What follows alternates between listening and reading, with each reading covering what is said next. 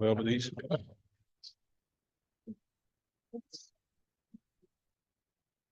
We good? Well, good afternoon. We'll go ahead and get started. Welcome to the campus of ABAC, and we'll have another official welcome here in a moment. Thanks for members of the committee joining us today. I know Representative Stinson was having some medical procedure today, and so please keep her in your prayers.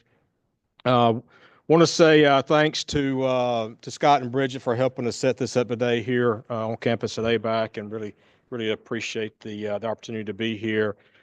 We do have a couple of people, one that was scheduled to be here today that's going to end up with that we will be able to do a Zoom call with him from Vidalia. He had an unexpected audit to show up. All of us growers understand how that is. So we'll have an onion grower on a Zoom call a little bit later on, as well as Chancellor Perdue, who was in the grain business, and also a Secretary of USDA, who can offer some valuable insight to us on this particular subject matter. But before we get started, Representative Campbell, would you open us up with a word of prayer?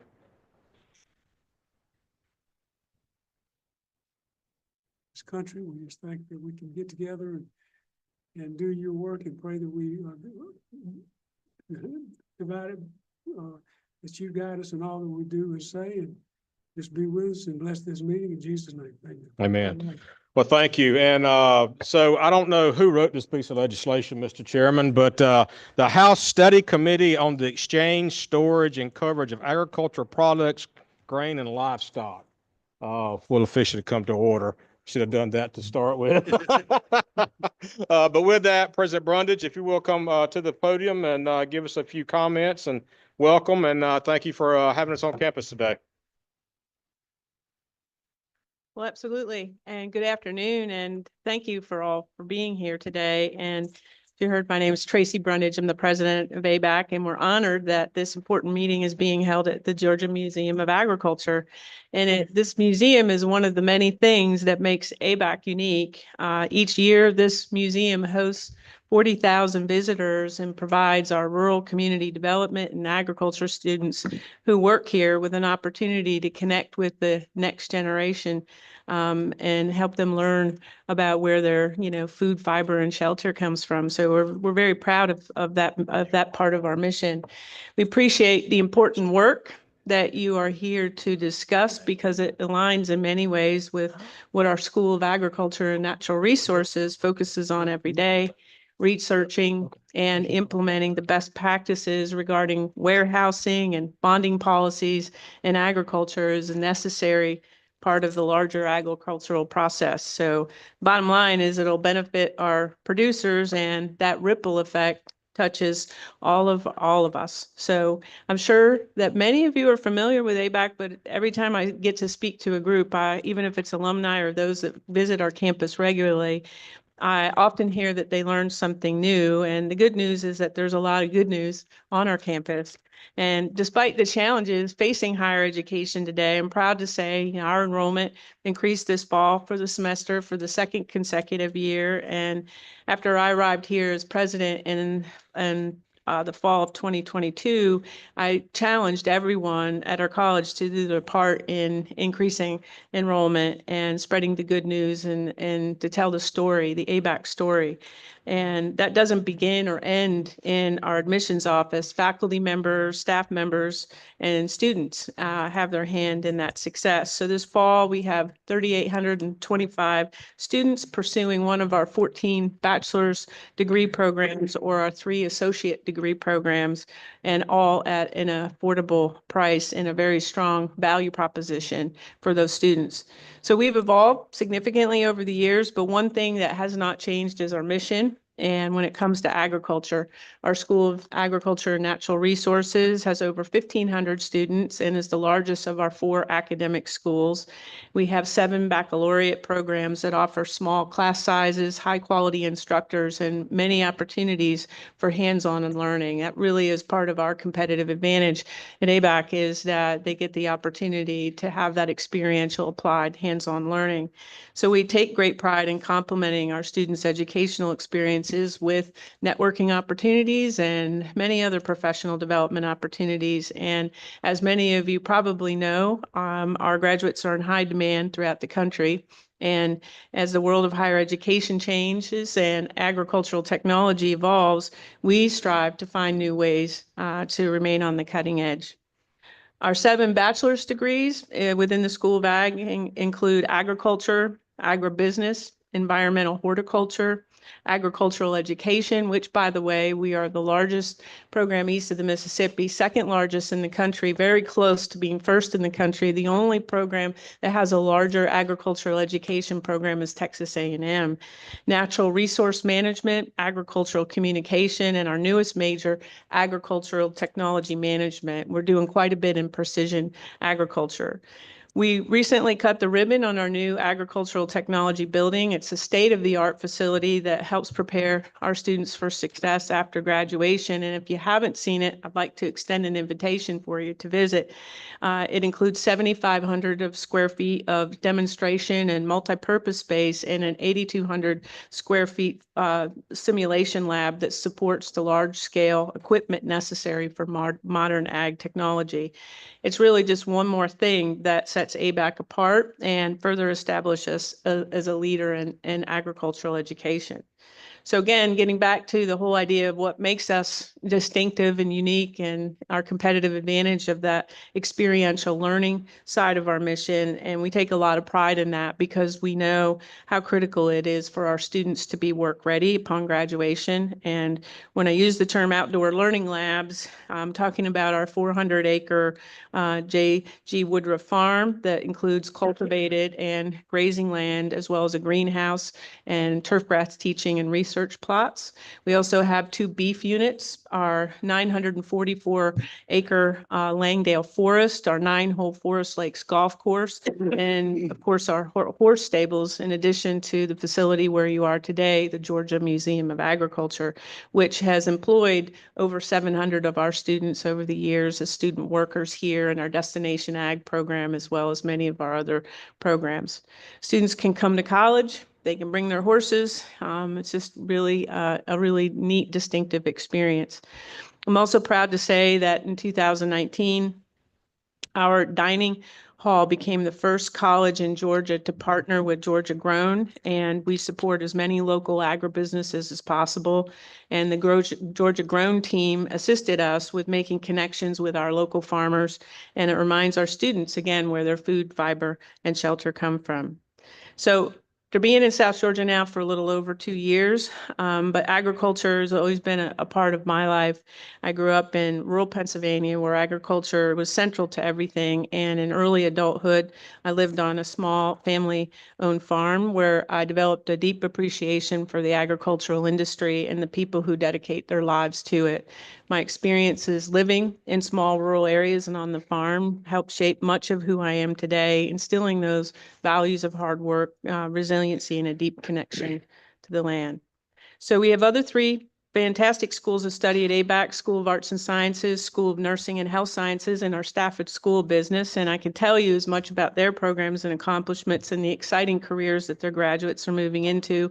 But agriculture, of course, is in our name. It's who we are, and we embrace that. We're also proud to offer this fantastic ABAC education at an affordable price. Last year, we offered over $1 million in scholarships to our students, and last spring, 60% of our graduates graduated with 0 college debt. That provides them with a tremendous advantage as they begin the next phase of their life. So again, I'd like to welcome you to South Georgia, to Tifton, to the Georgia Museum of Agriculture, to ABAC, and thank you for your commitment to our state, for your dedication to improving agriculture, our #1 industry sector in Georgia, and for being here today.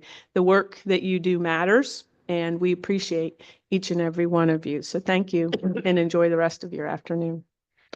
Well, thank you, Madam President, for hosting us on campus today and here at the museum. And you have 2 alumni here at the table amongst the members, and we're big supporters of ABAC and what you do for the community and for the students who come through continuing their education. So thank you for your leadership. For members of the committee, when we met, what seemed an eternity ago in September prior to a hurricane, we had a great meeting in Atlanta. I've asked Jason Wamba, because it's been so long since we really had this conversation, previously from the Department of Ag, to give us a brief summary of where we are, just to remind members, since it has been a while since we had this conversation, and to let us know some additional information that he may have on the bigger issue. So Jason, I will turn it over to you. Please, sir, if you will step to the podium, just so those that are listening online will be able to hear you.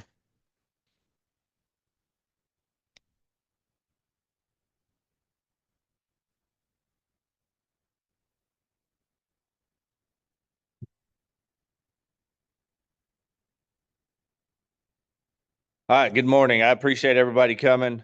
I know that everybody, it's holiday season and trying to get this pushed through as quickly as we can. Won't hold everybody up. Again, my name's Jason Wamba. I work for the Department of Agriculture for 15 years.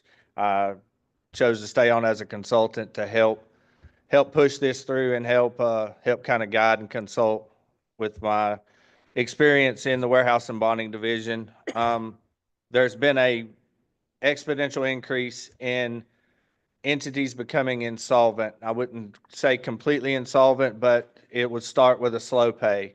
And the producers would come to us and say, hey, this guy isn't really paying me. We go to them, speak to them, figure out how to get them paid. And luckily, in the 15 years, I've only had to file on a couple of bonds. But the amount of people that are coming to us and saying, we need your help getting paid for our produce that we worked our life for has went up exponentially. I actually put some numbers together and shared it with Chairman Meeks. Of 151 licensees that the department has as a dealer in ag products, whenever we're talking about dealer in ag products, we're talking about fruits and vegetables. That's pecans, produce, everything like that. Of 151, one entity annually purchased $124 million. That's 1 year they purchased $124 million. They hold a $500,000 bond. That math doesn't math. I don't care where you went to school. The total in the state in 23 was 572 million. So at 572 million, one entity bought $124 million in produce. In 22, $640 million. That is $1.2 billion in the last 2 years. And that was just of the entities that were reported. We, as a department, if you have a max bond, we do not push to get you to give us your info because we can't raise your bond anymore. The 16 largest purchasers purchased $866 million over 2 years with a $5 million surety backing. That's a big gap right there whenever you're talking about tenths of a cent on their purchases. I mean, if a producer was to go out, if a merchant was to go out and leave somebody holding that bag, that's a big bag to hold. We also deal with grain. We've had a uptick in grain issues. We're currently dealing with one. I have more info on that. I don't have that right here in front of me. I didn't know I was going to get up and do this until about 15 minutes ago, so I do apologize. This needs to be handled in the grain as well. Whenever you're talking about grain, there's $300,000 max bond. Let's look at look at soybeans. I don't know what that number is right now, but that's going to be your highest grain per bushel number. It doesn't take many trucks of beans to eat up $300,000. We have one facility in the state of Georgia that, as a facility as a whole, has 9 satellite locations. They have 3,500 producers. They could be holding $10 million in grain with a $300,000 bond. What is the answer to fixing this problem? That's what we're here to discuss. There's several different models that we can discuss later on, but that kind of gives you a recap as to what we as the department are looking at and asking for help in fixing. Did I kind of cover everything, Chairman? Yes, sir, Jason. All right. Great job. Thank you. Thank you.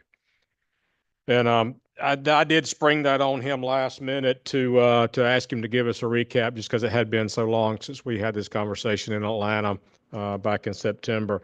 So we've asked a couple of folks today who have knowledge of the business to come be with us and give us their perspective and being respectful of their time. We want to start with Mr. Jason Mock.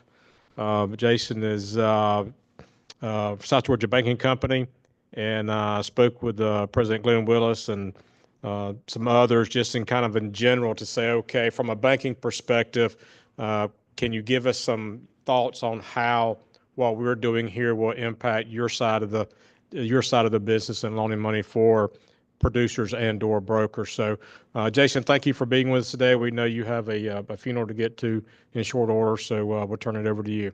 Thank you. Hey, a couple comments as I thought through this is, we fall into a lot of these guys that run into these $150,000, $200,000, $300 bonds, right? And these are a majority of what we deal with, the big cotton gins, buying points of that nature, and their financials get looked at every year. And hey, you need to set up a $150,000 bond or so this year. What that does is a couple about three things I would think of that comes to mind. If we do 10 entities throughout the year, that may add up to $2 or $3 million of liquidity requirements that is put on our bank. And those are, we have to set aside. That's a loan that we're never going to draw on, more than likely. So those are funds that your local banks or your farm credits or any financial institution, they don't have the ability to go loan those out at, say, a term loan on real estate, and make a larger profit that will come back into their communities and whatnot. So as you look at raising these limits, you're looking at putting more capital requirements on your local banks. And I would say liquidity and capital is a big buzzword through the FDIC, through a lot of these local banks right now. Deposits are down, so the ability for banks to go out and loan those additional funds, if you raise those limits, it's going to put strain on those capital requirements. From a borrower standpoint, when we look at taking a letter of credit or a bond in place, most of those are secured by real estate. There's no receivable, there's no short-term type product that we can use to secure those products. So most of them fall back to real estate from that facility, farmland that they own. We have done some equipment, but they're secured by tangible assets. As you increase those, you reduce the amount of tangible assets that they have out there. And you also limit their ability to go invest back in their business by pledging those assets to purchase a farm or more equipment. So as you increase the limits of these bonds, you would be hindering, say, the borrower from making other investments on their operation. And from a third standpoint, I was trying to think what else I had thought through. It's just we put a heavy loan fee on those. The bank doesn't make any money. So there is an annual charge to those borrowers that we would put out there. We try to get 1% on those fees because we're putting money out there that we're not going to earn any interest on, more than likely, in those cases. So there's an annual fee that goes with that as you increase those and you keep renewing those year after year after year, that is money that's coming out of their pockets, that may not look like a very large amount, but there is an expense to that. So that's three things I thought. I would entertain any questions that you had on the banking side or anything that you may come up.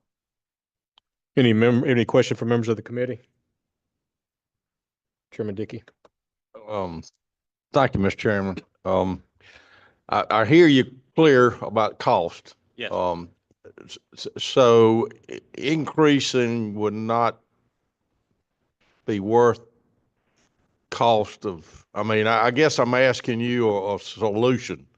You told us some down I did. negatives of it, but how do you go about solving a problem or it's not a problem or?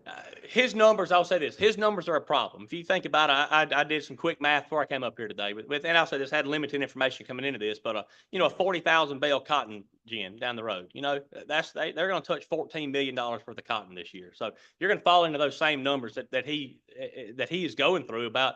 There's an awful lot of ag products that's going through these local businesses that are putting the farmers at risk. And there's no doubt about it. What he elaborated on is the numbers are a problem and we're only covering a percentage of it. I'm speaking on something that I have not a large amount of information on, but I think if you look at something like the convenience stores pay into something that's called the GUST fund, I believe.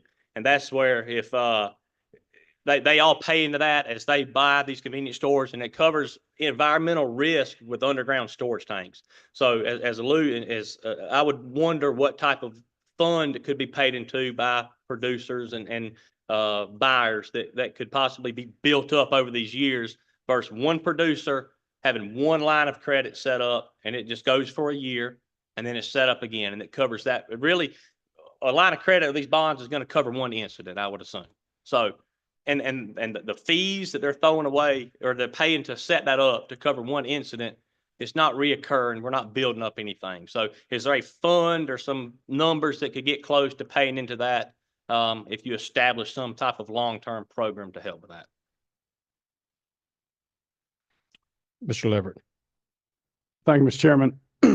And thank you for your testimony. And I apologize in advance because my questions are probably going to be the most tedious because I know the least about this topic of any of the people on the committee. Yes. So you as a bank would get involved in lending to, ag in numerous ways, but with respect to these sorts of cotton gins, warehouses, are you making lines of credit to the warehouse so that they can borrow to buy the products that they store? No, sir. So what we have to set up in our normal course of business would be providing a loan to these guys for a need that they have, correct? They want to have a line of credit to possibly buy corn, but they're doing that to actually pay the product. What we have to set up is to a bond for them in the instance that they do not pay a farmer for a commodity. So we're paying for the requirement that the USDA puts on them, and it is the backup plan if they walk away and they leave a producer without being paid. So we look at that. This is not a form of business that is profitable to us, but we do it because we've got other forms of business with these people. We do it as a service. So you write the bonds. You provide a cash bond or? We have a letter of credit. So the USDA is the only one that has the authority to draw off that line of credit. So if someone does not pay for 1,000 bales of cotton and they file through his office, they have the ones that and control the bond and can draw off of that. So the letter of credit is a substitute or an alternative to the bond. Yes. So from your perspective, you were saying earlier that increasing the bonding requirement would impact, I think you said, the liquidity. Yes. Are you saying it would put a strain on the warehouse, for example, because they got to spend more money on this bond? Where I say that, it's going to take away from a bank or a financial institution's ability to go earn money. We want to go loan you money at 8% to buy a farm, but we would rather not loan you money at basically 0% to secure your crop buying ability. Does that make sense to how I explain that? Yes and no. The Georgia Department of Agriculture accepts 3 different forms of surety. That form of surety is, I think I'm being handed a microphone. Hang on. I could have got it and let you know. I'm sorry. All right, the Department of Agriculture accepts 3 different forms of surety. They accept a bond, which is written by an insurance company, a letter of credit, which is issued by a bank, or a CD. If you have a certificate of deposit you want to put up at a max on a dealer in ag products, 300,000, put it in there. We take control of that CD and we hold it. They can't draw on it. Nobody can draw on it. Same way with the letter of credit. The word bond is always used, but it's not, a letter of credit isn't a true bond. A bond is written only by an insurance company. I do see about 50-50 on bonds versus letters of credit. So we do have a lot of banks that do write letters of credit for us, and it is written specifically in language to the Georgia Department of Agriculture. Neither the bank nor the person who it was written for can touch that money. The only person that can write on it is Commissioner Harper and the Georgia Department of Agriculture. And I apologize. You said letter of credit, and I was hearing line of credit, so I understand. Okay. I'm familiar with letters of credit, so it's not a bond, but it's an alternative. It's an accepted alternative to provide some security to someone whose goods are in the warehouse or so forth. Yes, sir. So when you write the letter of credit, I gather what you're saying is that's not particularly, it's not exactly a profit center for the business that has to maintain it because they have to commit either Yeah. funds or have some sort of arrangement with you, which is, it costs them money. And I'm assuming it's not exactly a profit center for the bank either. That's correct. That's Okay. correct. Okay. And then you mentioned the, I think the annual fees, and I apologize, I was trying to keep up, but I wasn't doing a good job. You mentioned annual fees. I guess, is just another strain on the warehouse because they would have to pay that fee to maintain the letter of credit? That's correct. If I were to go through my list of negatives for the borrower, yes, sir. You know, that is the only monies we make to, the man hours to make those loans, and the holding requirement for that line of credit is that annual fee. That's because the assumption is that's never going to get drawn upon. So that is, if you increase that level, it would increase the cost back to the farm. All right, thank you. Thank you, Mr. Chairman. Any other questions? Yes, ma'am. Representative Camp. Thank you so much for being here. Thank you so much for being here and answering those questions, and providing the information. How often is your bank writing letters? Like maybe the percent, how often are you using CDs? It seems like CDs would be the most advantageous for the bank. Yeah, everything we do is a line of credit. I would say the liquidity on the American farm, and I say the American farm because the guys that own a lot of these buying points are producers as well. Liquidity and working capital is not something that's very high right now. So if someone had a $300,000 CD to put up, that does not happen. They've taken that monies and invested that cash somewhere else. So I don't see a lot of CDs and whatnot that are out there to secure these. All right. So just following up. So you're saying basically 100% of what your bank does is line of credit? Yeah, we have no CDs set up. We have letters of credit for these. Line of credit. Or letter of Well, credit, it's excuse a me. it's a letter of credit. Okay, they're but in letter of essence the credit, and same line of thing. credit's kind of the Yes. same thing because That's the you're same. certifying that the money's there in That's case correct. it's needed. Okay. All right. Thank you. The letter of credit to CD is, we may have 1% use a CD. Like, it's very, very few. I can count on one hand of all of our dealer and ags, cotton, grain, everything that actually run a CD. It's not feasible pretty much, but we do offer it. Okay. Just want to point out in the conversation, much of has been focused on cotton and cotton warehouses. To date, to my knowledge, there has been one organization to go bankrupt in the cotton world in Georgia in the last 25 years that I'm aware of, and it was 1990. 2000, excuse me, and that was something that we wouldn't even have been able to look at because that was a merchant that was backed by, they were together with a cotton warehouse, but it was a merchant that we wouldn't have had anything to do with as the state, and they didn't even have a bond with us as a buyer. The cotton warehouse holds up to a $300,000 bond on their storage, and that's what backs it up. So the merchant, actually, the person writing the check is who holds the bond, or letter of credit, or CD. So we always tell them, if you're writing the check, you hold the bond. So the merchant pays the gin pays the producer. Mhm. So that makes sense. It was 1997 when that happened, to our knowledge. And a lot of times particularly with cotton and cotton warehouses, staple cotton is going to be your marketer. The gin is just storing it locally. And then once the cotton is purchased, then it's shipped out from the gin. And obviously, in many cases is marketed by Staple Cotton out of Savannah and headquartered out in Mississippi. So, Mr. Chairman, is that the incident we discussed at the last meeting? I think That was Jason was describing the last incidents that we talked about at the last meeting. Yeah, It was a merchant over in Statesboro.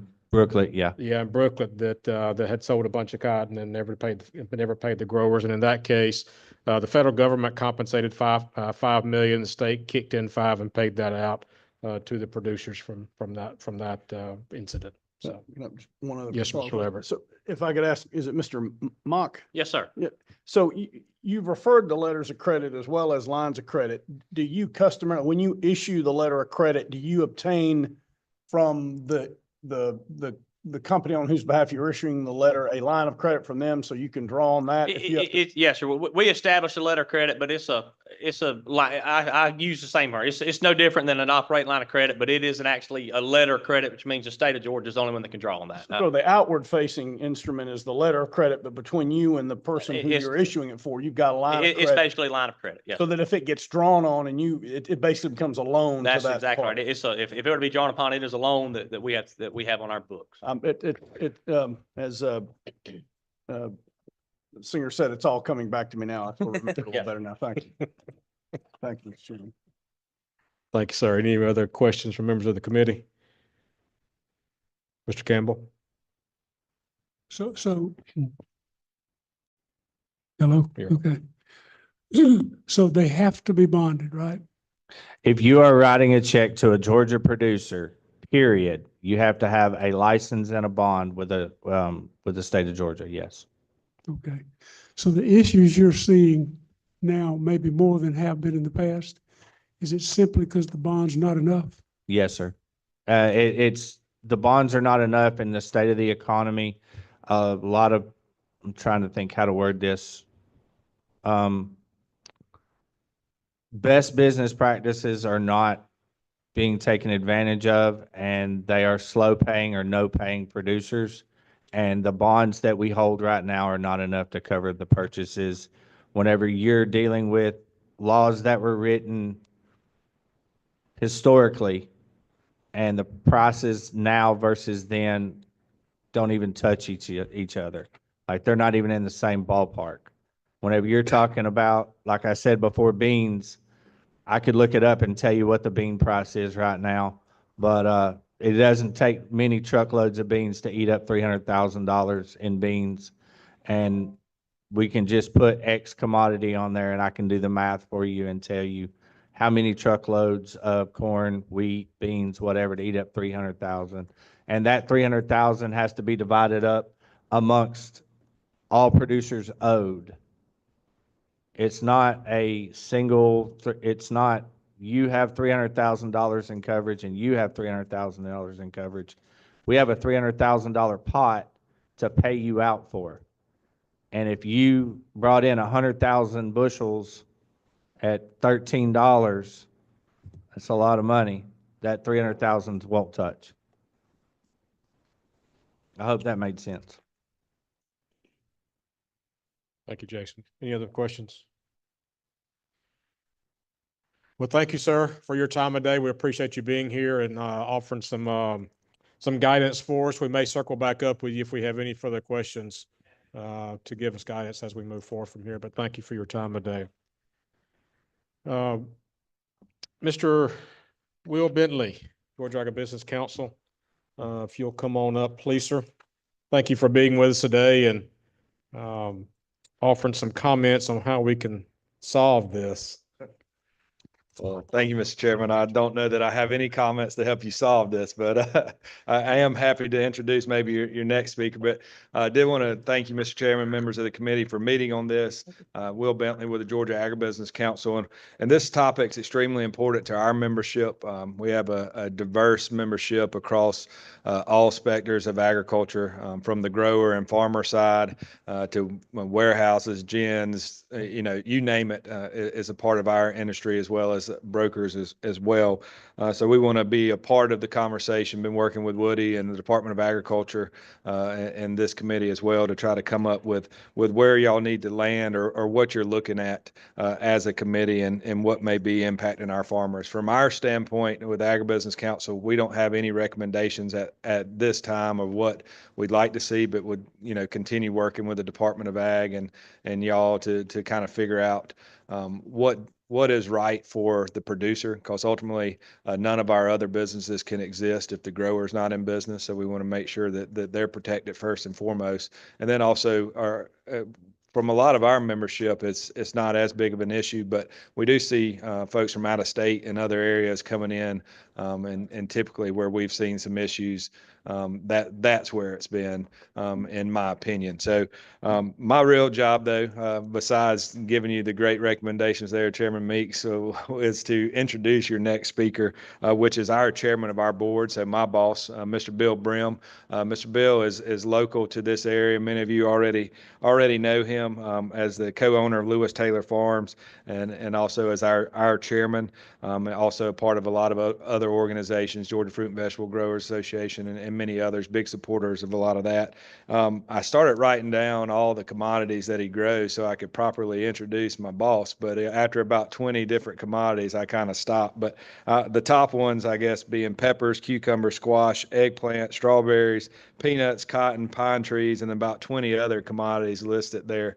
But if he can't explain or can't talk about some of the things that going on as a grower and a farmer with the bonding situation, there may not be anybody in the state that can, with a lot of experience doing that. And he also has a packing facility in the area here, 2 coolers with about capacity for 850 pallets, which is over 60 tractor trailer loads at one time can be stored there on their facility. So somebody with a lot of knowledge on this, a lot more than I have, which is my specialty, is knowing the right person to get on in front of this microphone and talk. So with that, Mr. Bill, if you'll come up and open yourself up to a lot of hard questions. And Representative Leverett, when you walked in, I knew there were going to be more questions because we got an attorney in the room, Mr. Bill.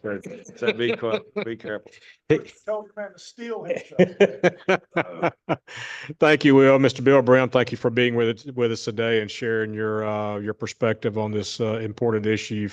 You've dealt with it probably longer than anybody that I know of anyway. So thank you for being here today. We'll turn the Thank you, floor Mr. over to you. Chairman, and my son, my dear son there. Thank you for having me today. Will kind of told the story a little bit wrong. I'm really not his boss. He's my boss, so he tells me what to do and when to do it. So that makes it a lot easier for me because he keeps us all straight. He does a very good job.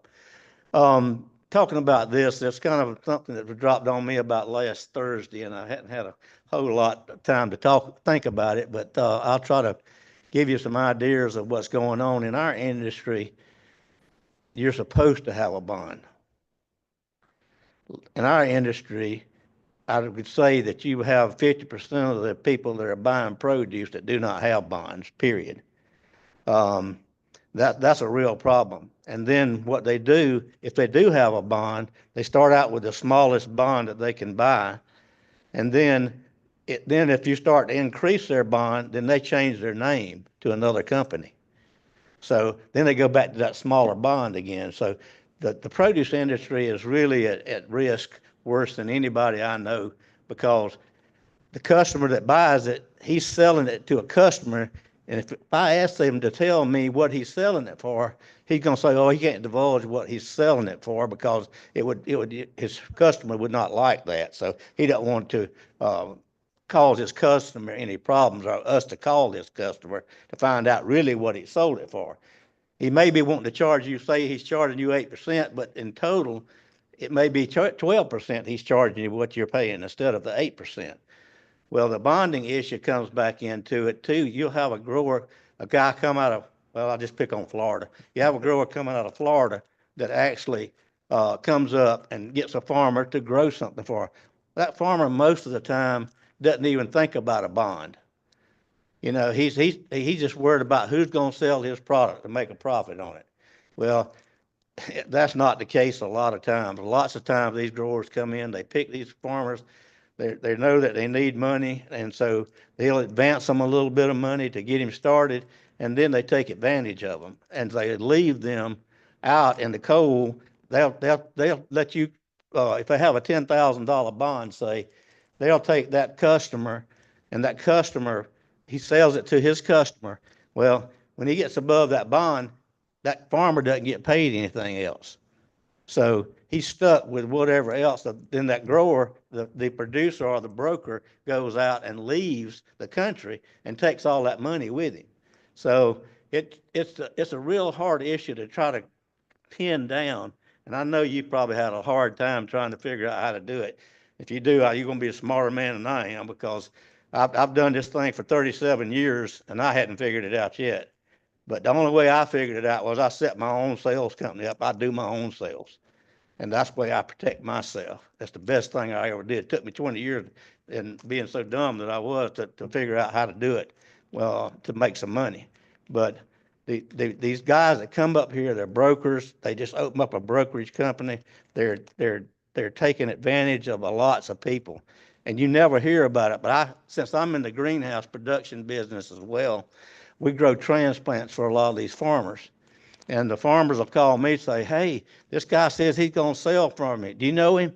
I said, no, I don't know him. I never heard of him.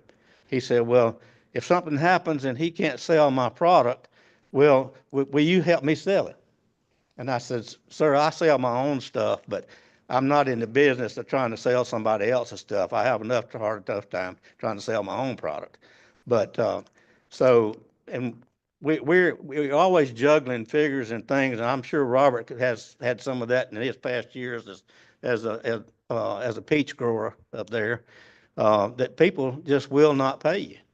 And we decided after going with a international company, the last one that we had, we've been through about 4 different companies, but I won't call their names, but they were out of Florida, but they were owned by a research company out of St. Louis. Well, they came in and they came in and offered us a deal at 7%, what the commission would be. Well, I had been paying 8%, so that commission, 1% on the volume of money that we handle was a big deal for us. So, but then what they continue to do, they continue to go around to different farmers around to sign them up, not having a bond on them, not having anything on them, and then what they do, they oversupply themselves. They're looking for packages. That's what they're looking for, and those packages bring them money. So, it's a real serious business here. But doing that, and the companies that come in and tell you they're doing a commission sales at 7%, but you don't ever see what they're selling it for. That's where the farmer gets hurt worse than anybody, because it may be up $4 more after their sale that they're taking and putting them back in their pockets. So the bonding issue is real important. And I think that everybody should have a bond. But you take a watermelon back, I don't know, 15, 20 years ago, watermelons were 5 cents a pound. Well, 5 cents a pound was $2,000 for a truckload. Well, now you're looking at 24 cents a pound for watermelons. This guy's got the same bond that he had back 25 years ago. And this bonding company doesn't do anything about it, and they don't know about it. So they go from $2,000 load to $10,000 a load. So say he's got a $10,000 or $25,000 bond. It takes 2.5 loads of watermelons for him to cover that bond. After that, then he takes that watermelon guy may not see another check for several months or maybe even years before he gets any of it. I've gone to the PACA for I don't know how many farmers to try to get their money back through PACA, and I have had the opportunity to collect 3 or 4 times for some farmers that just didn't know what they were doing. And so I got PACA to come back because they didn't have the bond on it, so we went right straight to PACA with what the guy bought for the product. That actually one of them was out of Atlanta, Georgia, that wasn't paying the farmer for his onions. So, there's lots of ways out here that we can take and change this bonding system, but you got to educate the farmers first to let them know that they're supposed to have a bond so that they can be protected. And that's, I'll stop with that. I mean, I can answer any questions you'd like, Stephen, Mr. Chairman, excuse me. It's Stephen, Mr. Brim. In full disclosure, I've known Mr. Bill Brim for a better part of, 50 years. I've known him all my life, so thank you for being here today. Yes, sir. He farms not far from where I grew up, so great resource, and has served in many leadership capacities all across the spectrum. So thank you for being here today. The one thing that you mentioned that had some questions up here was the Perishable and Agricultural Commodities Act. Can you, and not a loaded question, but can you describe the interaction of of PACA to what we do here in the state? Is there any overlap between what we do here in warehouse bonding and the Perishable and Agricultural Commodities Act at the federal level? Yes, there is some overlap there, but most of the time what happens is the PACA, people don't know to call the PACA, the packer license, for the packer licenses. And what happens, the guy that didn't have the bonds, the only reason why we call him packer, because to help get the farmer back some money. And I've done that on 3 occasions that I've helped some farmers get back their money, of what they sold. They didn't have any contracts, they didn't have anything. And that's the farmer's fault. I mean, I'm sitting here telling you that, most people in the farming and agricultural business don't know anything about bonding and carrying bonds to protect themselves. And so I would say that the PACA really did work really good with us on those 3 occasions. They had the licenses. They went and suspended those people's licenses until they paid. They couldn't buy any more produce until they paid that guy for that product.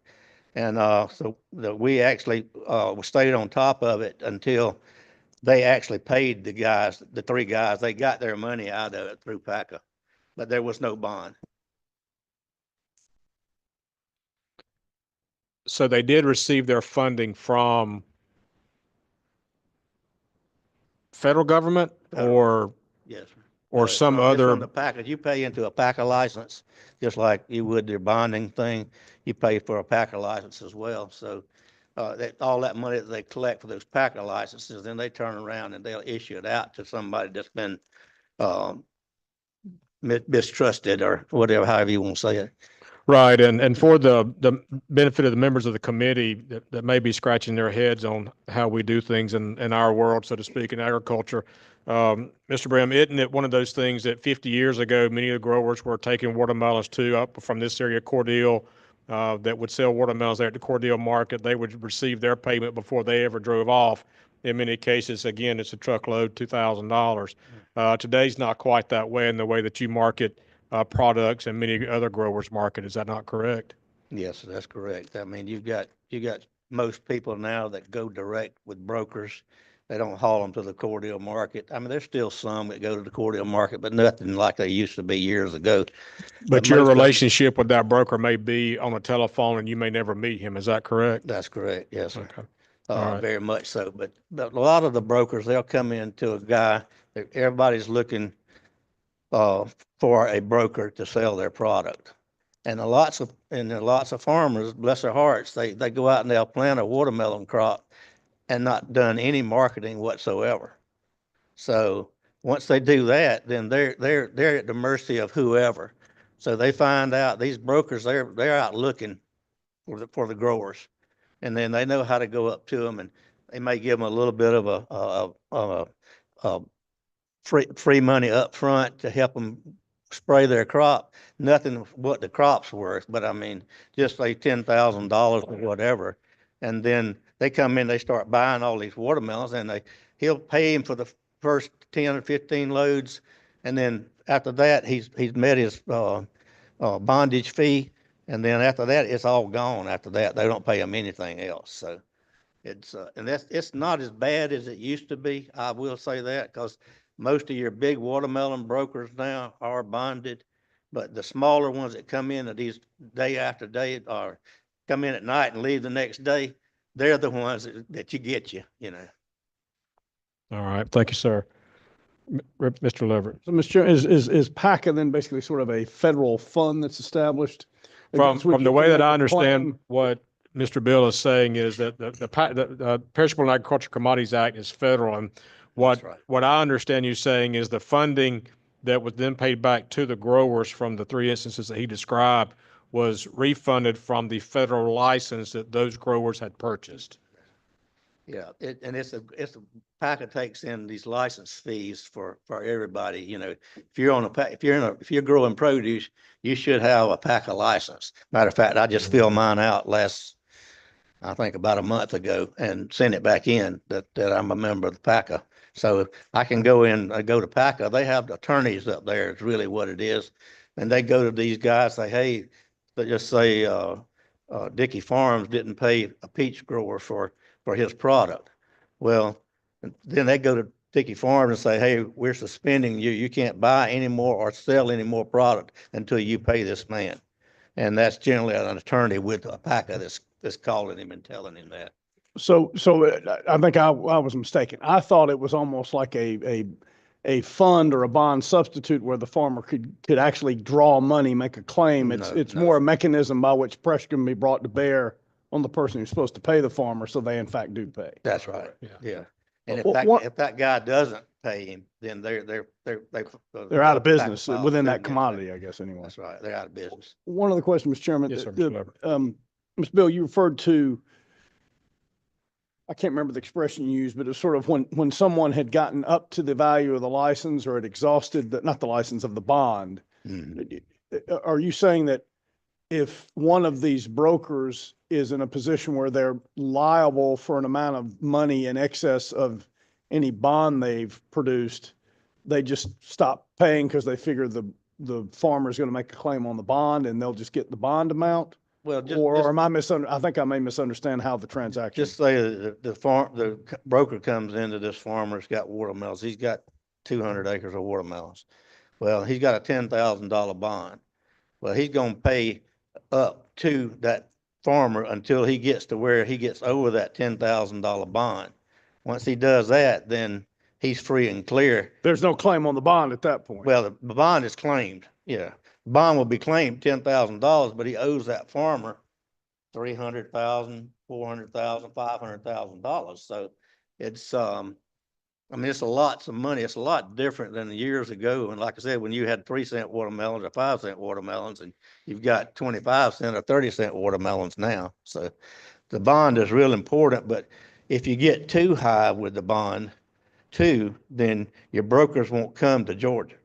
Your brokers will go to South Carolina, they'll go to another place where the bonding is a lot lower and to make their deals, which might be the best thing to do. Is I was just going to say, run is them that out of necessarily a state of bad Georgia. thing? You know, but, yeah, that's basically it. I mean, they've got it all figured out. They sit around all wintertime figuring out how their strategies are going to be, to see who they can get some money out of but not furnish any of the money hardly at all. But, it's, produce industry is real fast and furious. And I use watermelons as an example because that's generally the worst ones in the world because you can't pin them down because they're all over the place, you know. Ms. Camp. Thank you, Mr. Brown. Man. Thank you, Mr. Brim. I wanted to kind of backtrack on something you said earlier about the mechanism of the commission, the percentage.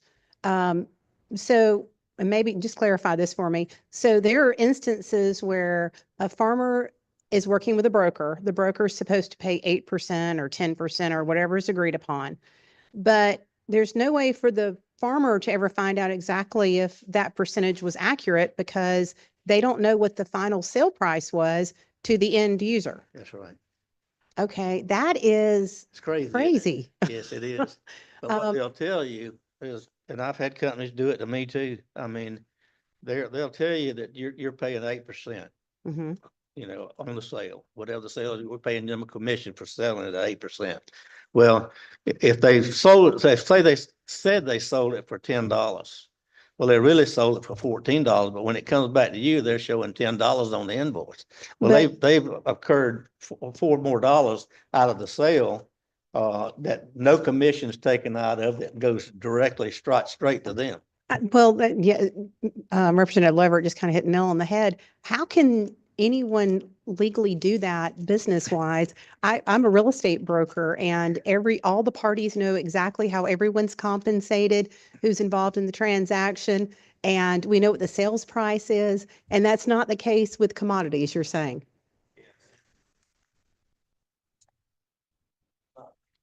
I would say it's not legal at all. And this might be a Department of Agriculture question. Is there nothing we can do legislatively to make sure there's some transparency so the farmer knows that they're actually being paid what they've agreed upon or what's contractually obligated? Really, I mean, you can go sue them and you can file an injunction against them, I guess, and go in and tell them you want to check their books. But I mean, the way these guys are so smooth, they figure these paperwork out. They have one filing cabinet for one thing and another filing cabinet for another thing. So you really won't ever get anywhere. You could do it, you could file against them, but you won't find out anything that you really want to see. You know, they know how to do it. They got it all figured out. And That's this is very worse than disheartening. produce it is anywhere because, I mean, there's a group from sales from 7% to 12% on what the sales are actually being that you're getting paid, paying them for. But then that other money is what you're looking for, the other that they really sold it for. But they won't tell you what their customer name is. It says it's not valid to be able to release their customer list because they're scared that you might come in and try to sell that customer yourself. You know, they always have some kind of excuse like that. Well, Mr. Chairman, if you'll indulge me for a second. Yes, ma'am. So wouldn't it be really hard to establish what the bond should be if there's That's right. absolutely no idea what they're selling the end product for, what the commission was supposed to be? Because the bond is supposed to cover the commission, correct? That's right. So No, not no. that It's it covering the covers it product, only covers the what the product. sales volume is. The sales what it's volume of the supposed to cover. product. That's right. But if you don't know what the final sales product actually is, then how do you establish what Well, the price you're is? getting paid on what I say at my sale, what I think that they should be bonded for. I'm sure Mr. Womack over there can tell you that they're going to try to get it just as cheap as they possibly can, and not pay anything if they can help it at any time. They don't want to do a bond at all. All right, thank you. Representative Cannon. Sounds like you got it figured out with how you are selling your own product or marketing your own product. Yeah. If that's the solution, how likely is it for other folks on a smaller scale to do the same thing? Because anytime we get involved, it complicates matters a little bit. So if we can keep things uncomplicated, that's the way I like them. How would you propose a guy on a smaller scale doing the same thing you're doing to avoid this type of issue? He can't do it. I mean, there's no way for him to do it. And I've proposed years ago in Washington, D.C., I testified and that when they were talking about the wage an hour and then raising our commission, our wages by time and a half because we were packing for somebody else. We were just trying to help a smaller grower be able to sell his product and me pack it for him and then me sell it for him. But then they want me to go in there. If I do that, they're going to charge me time and a half time on everything that I do.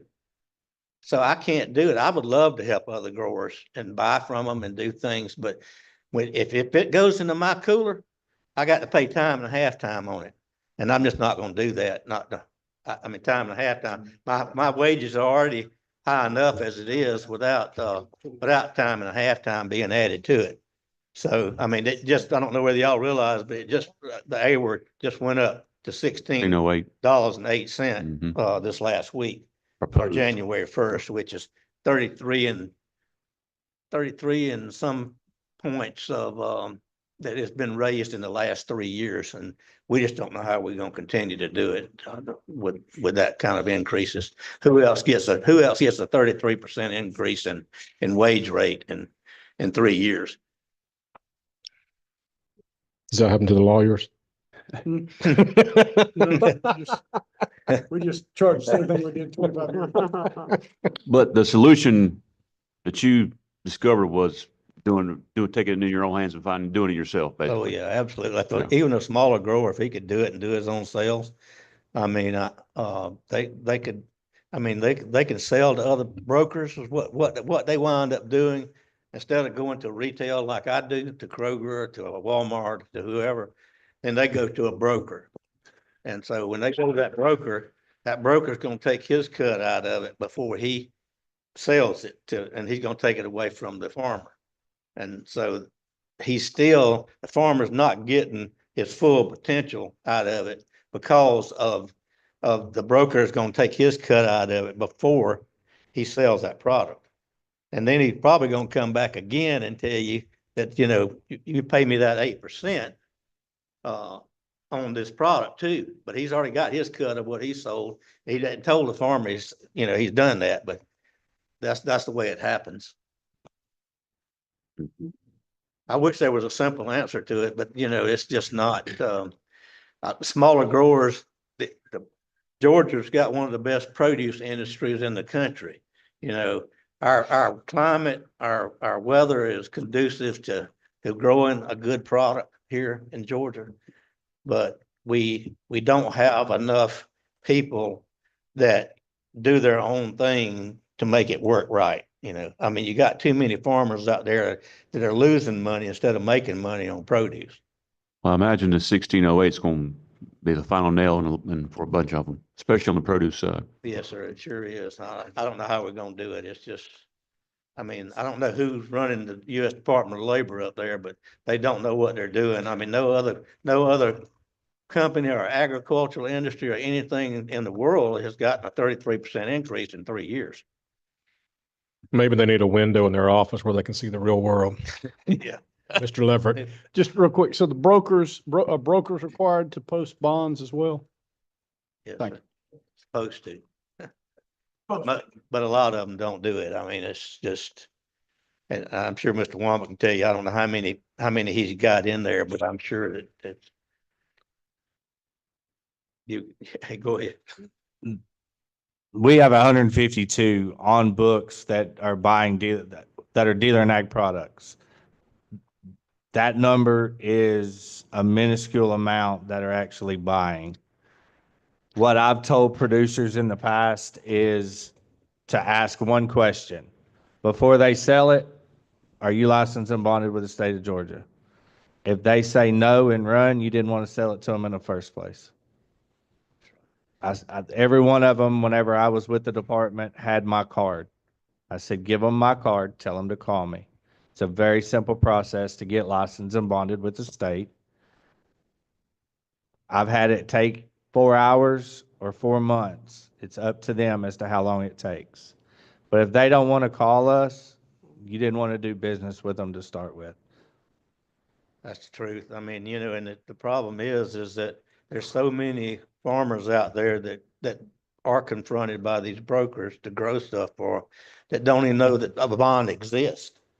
So maybe the department should do a little educational program on all the guys that grow produce or sell corn or wheat or whatever they sell, to let them understand that they need to make sure that these guys that they're selling to are bonded. It's it's just a bad situation, but I mean, it's something that the bond program is a good program. It's just, it needs to be raised up some, I think, to help offset these costs that we've gone from a 5-cent watermelon to a 25 or 30-cent watermelon. Any other questions from members of the committee? Mr. Brim, thank you for being with us today. We appreciate your time, and we'll circle up with you if we have any further questions from our producer perspective. Thank you, sir. Yes, sir. Thank you. Thank you for being here today.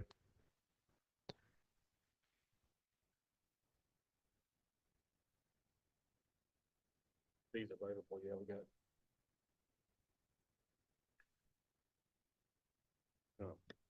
Mr. Chairman, for the committee, let me tell you how the peach industry works, just for instance.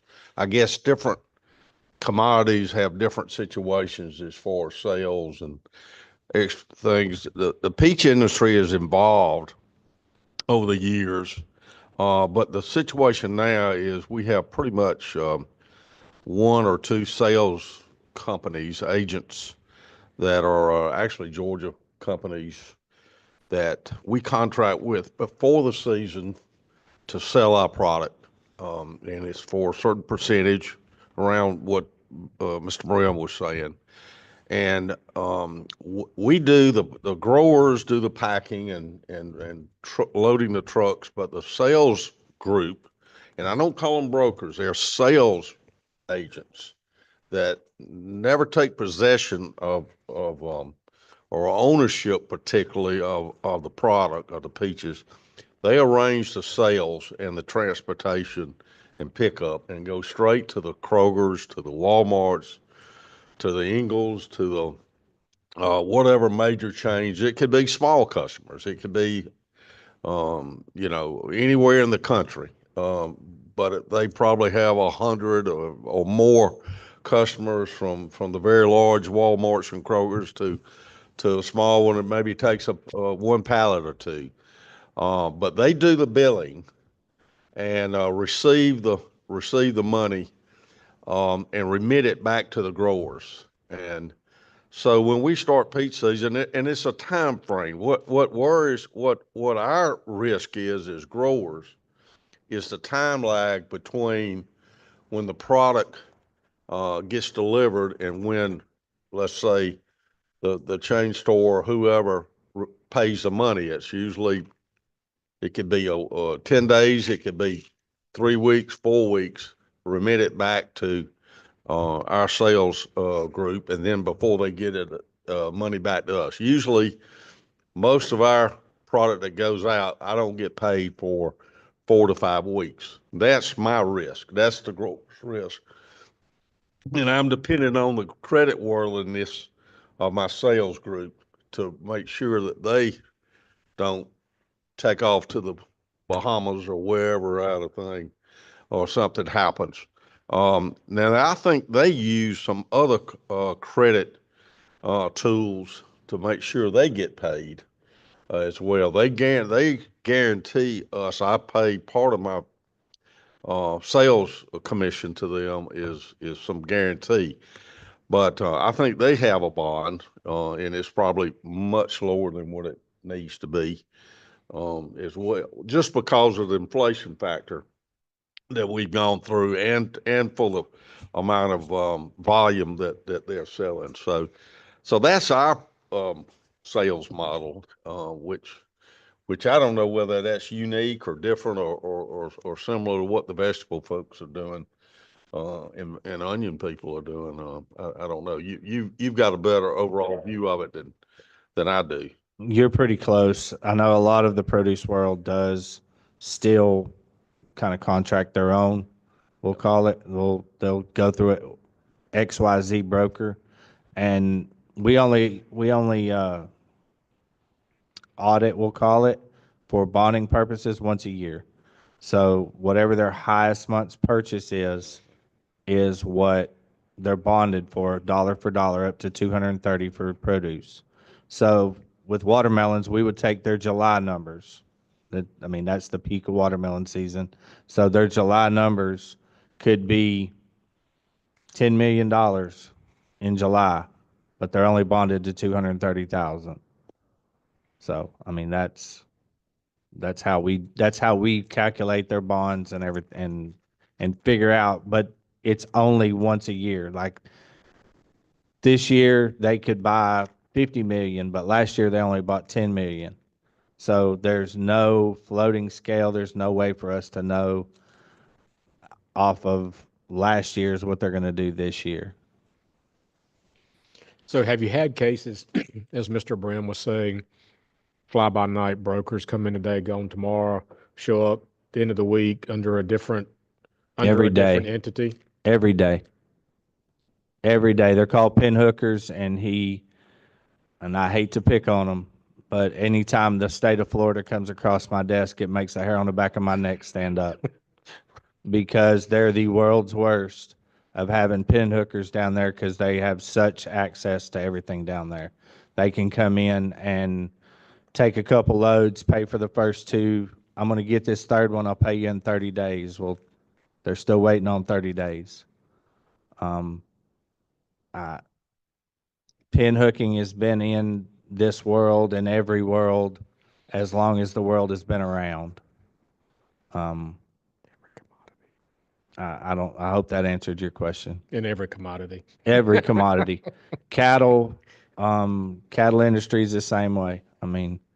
That's part of what we're talking about here. Grain is not as bad in grain as it is in produce. It's very rare in grain because you're looking at your major entities.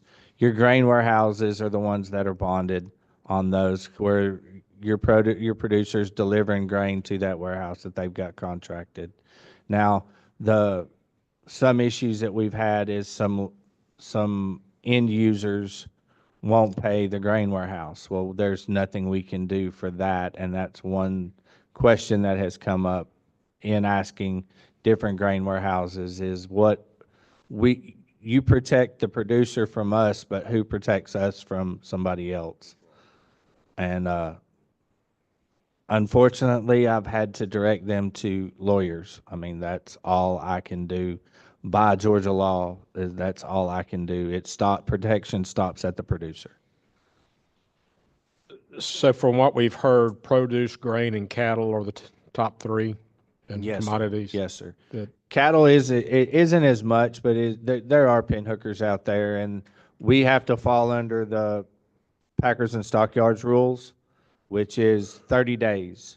At 31 days, there's nothing we can do.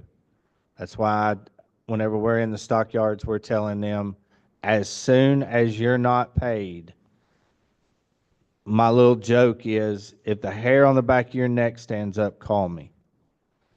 I don't care if you call me 5 times a week, every day. Call me. I would rather get your call than to have to sit there and console you and go, I can't get your money back for you. And Mr. is that Leonard. because there's a deadline on assertion of a claim? 30 days, yes, sir. From the day payment From is the due? day that they pick up, it is 30 days. At 31, there's nothing we can do in the cattle industry. And produce, it's 180.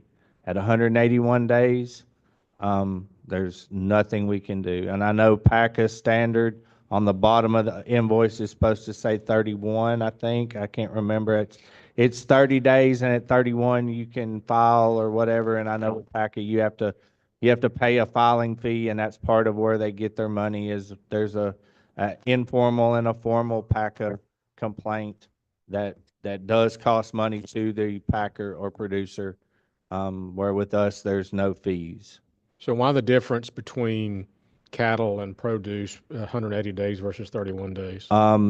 We fall under Packers and Stockyards, which is under the USDA, and we have Right. to follow their rules. Okay. We're just a instrument for them. We go and check every stockyard in the state of Georgia. They're in there about every 2 months. They check their books to make sure that a stockyard has what's called a custodial account and a general account. The custodial account is there for sales, like the sales and proceeds of the sale itself. Their general account is run for their everyday business. Believe the real estate industry kind of does the same, kind of has the same model. But we make sure the money's in the custodial account to fulfill the checks that are written to those producers when they sell those cattle. All right. Thank you, Jason. Thank you. We're going to stand in recess for a few moments. We're waiting on onion grower to call in. So we'll stand in recess for 10 minutes. Thank you. But when you sell peaches,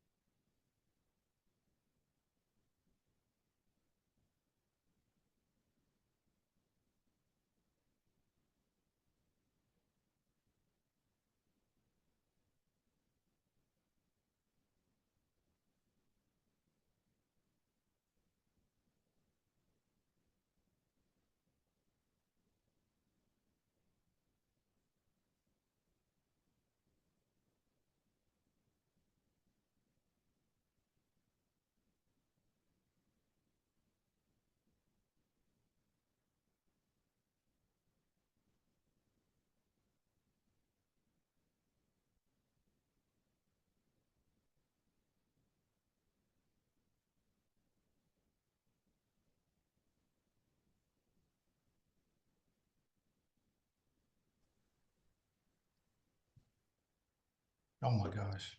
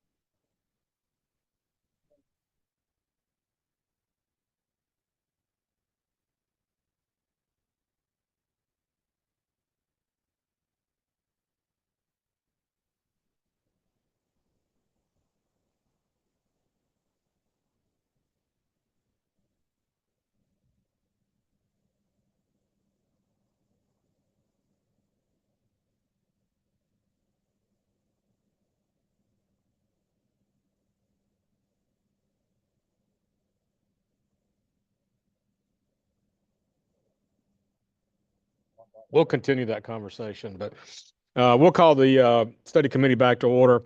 As I mentioned earlier, when we got started, we would have a couple to join us via video links.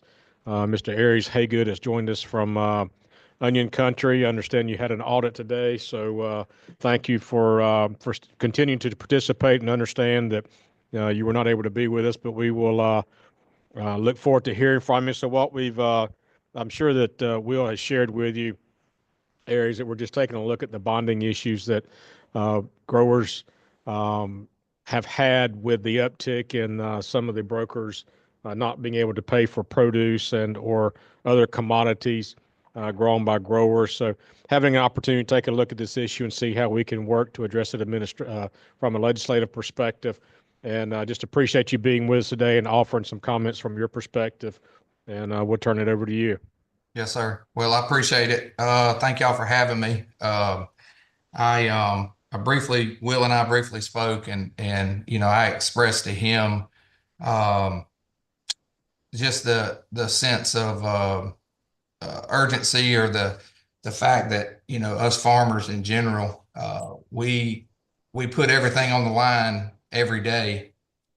We risk it all to produce a crop. And then once that crop is made, of course, we all want to try to sell it all for the highest price we can get, but also just be able to just kind of keep the wheels turning. And I've experienced myself being put in a situation where I may have produced a extra amount of onions per acre, and when people call and they are looking for product, I'd like to sell them product, and that's what I've done in the past. And you know, recently or 2 years ago, I actually sold 5 loads of onions to a gentleman. I knew I probably shouldn't have, but I had extra product, and I was just trying to make something out of it, and never got paid for it. And I wish that I would have had a better way to you know, have been protected, or even ask them for some sort of form of documentation that lets me know that I am protected by doing business with them. So I don't really know how far that I need to chase it, other than I just wish that I could be a little bit more protected and know that I am, if someone's trying to do business with me somehow, some way.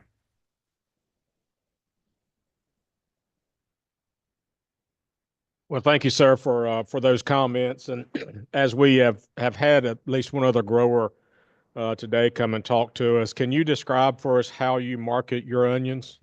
So currently, my marketing goes through brokers that have been in the industry for many years. So they've got reputations for having a good standing. That's the reason I deal with them. But I would add, and I didn't touch on this, sometimes even dealing with people that's been in the deal for a long time, you can still be a little vulnerable when it comes to getting paid.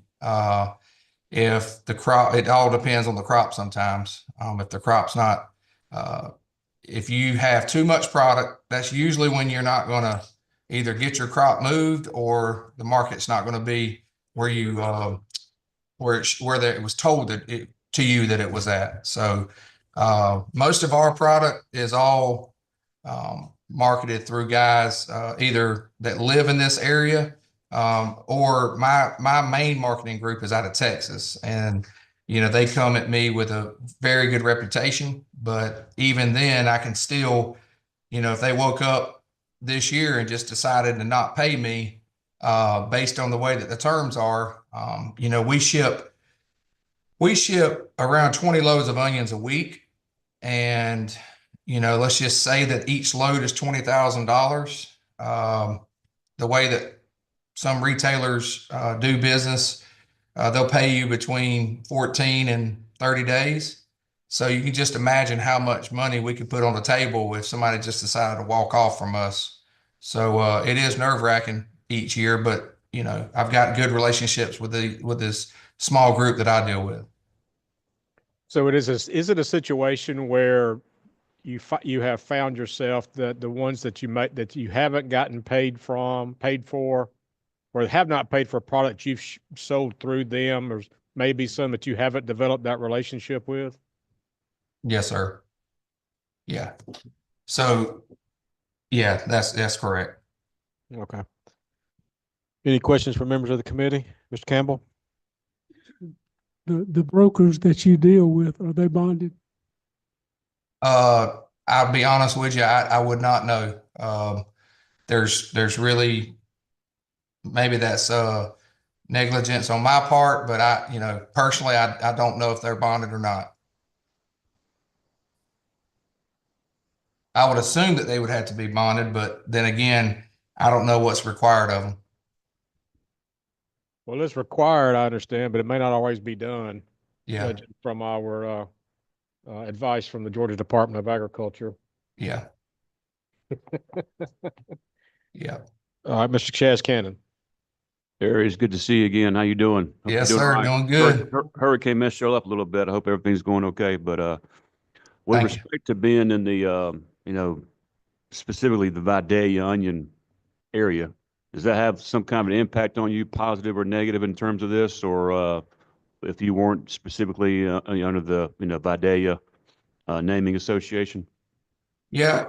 So let's just take bonding in general for the Vidalia onion. So, the Vidalia onion appeals to so many people, as far as a way for them to, I guess, make a quick buck. And so you'll have guys that may know someone, or has got a cousin, or got somebody they know that works for a produce distribution center, that'll come to a grower and say, hey, you can grow onions for me and I'll sell them for you. And personally, the Vidalia deal is kind of what I would see similar to like the watermelon deal or the peach deal. It takes relationships to be able to do it. So if people are bonded, if they have to be bonded before they can come in and try to break into the deal, I think that would protect us from just allowing anybody to inflate the acreage and cause us to hurt the price going forward. So. Second question. So when you contract with the person that markets crop, do you know in advance how many loads you are contracted for with that marketing person? Yeah, our contract's more of a handshake agreement based on historical yields. We look at the fact that we typically will produce between 80 and 100 loads. So that's our goal for both of us. If we produce 100, great. If they sell 98 of them, great. But most of the time, everything is because of the cost of everything being so high now, we have to really, there's really no more such thing as growing 20% more acres just to have a safety net. I mean, it's down to the almost to the acre. So, that's kind of how we base everything with those relationships. Yes. So that's kind of forced you to refine down to, like you said, almost an acre in terms of what you're planting every year then. Yeah, that's correct. And, it also has affected me as far as if somebody comes to me just because I've been burned and I've learned my lesson now, somebody comes to me and tells me that they want to sell onions and they want to do this and that and be involved, I tell them I'll grow them all they want as long as they want to put the money up. And and usually they don't want to do it after that. So, Thank you, Aries. yes, sir. Ms. Camp. So much for being here today and for what you do, because I love Vidalia onions. I'm going to be honest. It's my favorite onion to cook with. But just kind of backtracking a little bit. All right. So you said you had 5 truckloads of onions that you were never compensated for, correct? Yes, ma'am. That's correct. All right. What would it, just approximately, what was the dollar amount of that loss? It was a little over $100,000 to me. All right. So, wow, that's a big loss. I am so sorry. Yeah, I know. It was just one of those things. I had the yields, and I knew I shouldn't have, but I tried it anyway, trying to open up the doors. I've never been in the sales side of things. So anyway, it just, it burned me. So Yeah, well, I hate that because Yes. That's a lot of good onions that went to waste somewhere. yes, ma'am. All right. Well, maybe Thank- somebody ate them somewhere, Well, I hope they did, but I wish you'd gotten paid for it for sure. Yeah. Yes, Yeah, ma'am. thank you. Mr. Leverett. And I'm sorry, my name is Rob Leverett. I didn't catch your name. It's Aries Haygood. Mr. Hagan, well, thank you for your testimony. I really do appreciate your time because I know you got a lot of stuff going on. Did not to probe too much into your personal business, but I'm just curious, was the person or the entity that ended up sort of taking off with your product and not paying, were they an out-of-state person? Yes, sir. or entity? Yeah, he was doing business, operating, made everything look like he was basically a produce distributor out of Tampa, Florida. And he had a lot of connections with Miami. He was trying to get some deals set up in the Dominican, which I really wasn't worried about all that anyway. But he bought 2 loads of onions. Again, it was just typically I don't do it. I shouldn't have. I mean, of course, now I know I shouldn't have done it, but it was just one of those things. I was just trying to open the door, and it bit me. So, Well, as they say, hindsight's 20/20. yes, sir.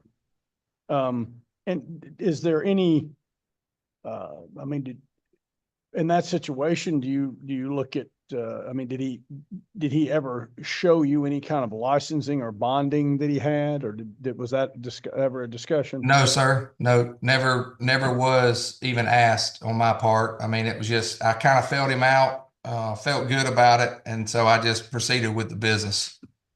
Did you have any kind of, like location where you could go, not to lay hands on him necessarily? Yeah, no, matter of fact, his place, I pulled it up and it was a physical location in Tampa that looked like a produce outfit. I just never went down there myself personally. Cause I think I did send a friend around that area, but it was closed. There was nobody around. So. And I'm assuming it just isn't really feasible to go out of state to pursue any kind of legal action. Well, I would love to. I would have loved to.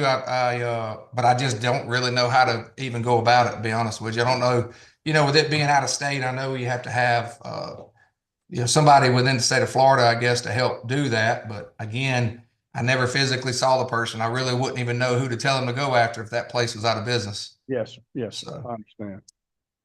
Well, I hope those are few and far between for you. So far they are. Good, So, good. And thank you again. yes, sir. Thank y'all. Your services, Mr. Attorney. Well, Aries, thank you for joining us today. Know that you had a busy morning with unanticipated audit. We certainly respect that, and thank you for your time. Thank y'all. Your participation and talking to us on this issue. If we have any additional questions from a grower perspective, we may reach out to you as we conclude this study committee, and really look forward to looking for a solution to the issues that, number one, you're having and the other growers may have as well. So thank you for your time, and we appreciate your participation. Thank y'all so much. I appreciate everything. If y'all need me, just let me know. Thank you, sir. Yes, sir. Bye-bye. All right, we're going to move on to Chancellor Perdue is going to call in here in a moment. As many of you know, Governor was in the grain business for many years, had several buying points around, and as well as being Secretary of the United States Department of Agriculture. So he has had a busy day in Atlanta, but agreed to call in and just give us some of his thoughts on where we can go from here. So he is trying to log in as we speak, so we'll stand in recess for just a moment.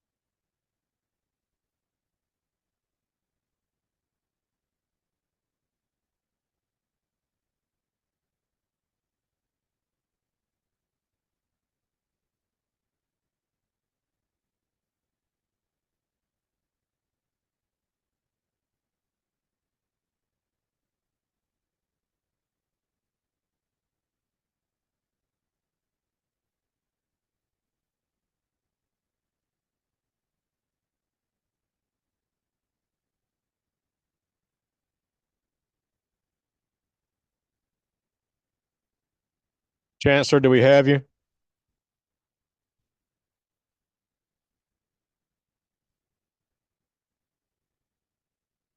Let me unmute and you got me. Chancellor, we got you. Okay. Good afternoon. Thank you, Mr. Chairman. Hey, thank you, sir. This is Stephen Meeks. Thank you for joining us today. We know that you've got a tight time frame, but also know that you have firsthand knowledge on bonding and grain, and probably a few more perspectives from all the roles that you've had over your career that you could offer some advice on as we look forward to look toward finding some resolutions to bonding and protecting growers as we move forward. So we've convened here in Tifton, as I mentioned to you earlier, for the second meeting of our study committee to take a look at the issue and see how we move forward, and wanted to hear from you and your perspective. So we'll turn it over to you and appreciate your time today. Thank you, Representative Meeks. Obviously, my comments will be reflective of primarily for the grain business, because that was the industry and the businesses I was in during that period of time. And as we talked the other day, it's when it comes to bonding, then that's while we like to think we're protected, there's very difficult to cover the amount of losses that can occur, say with a grain dealer, a grain buyer goes bankrupt. And that's an after the fact kind of situation. Bonds very rarely are adequate in order to cover the losses. And honestly, if you could get based on space and storage and those kind of things, a bond that would be adequate to cover potential losses, it probably would be unattainable for overly expensive for the business to obtain.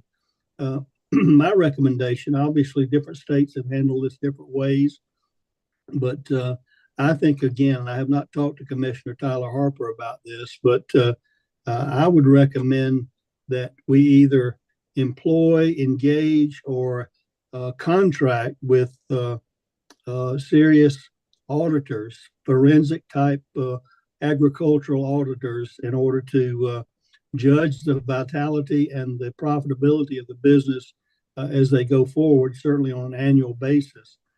So you can prevent those things. I suggested potentially you may want to consider covenants like a lending institution would utilize in that way, from the opportunity to continue to do business in that space, having a covenant of so much liquidity and make sure there's a profitability going on there.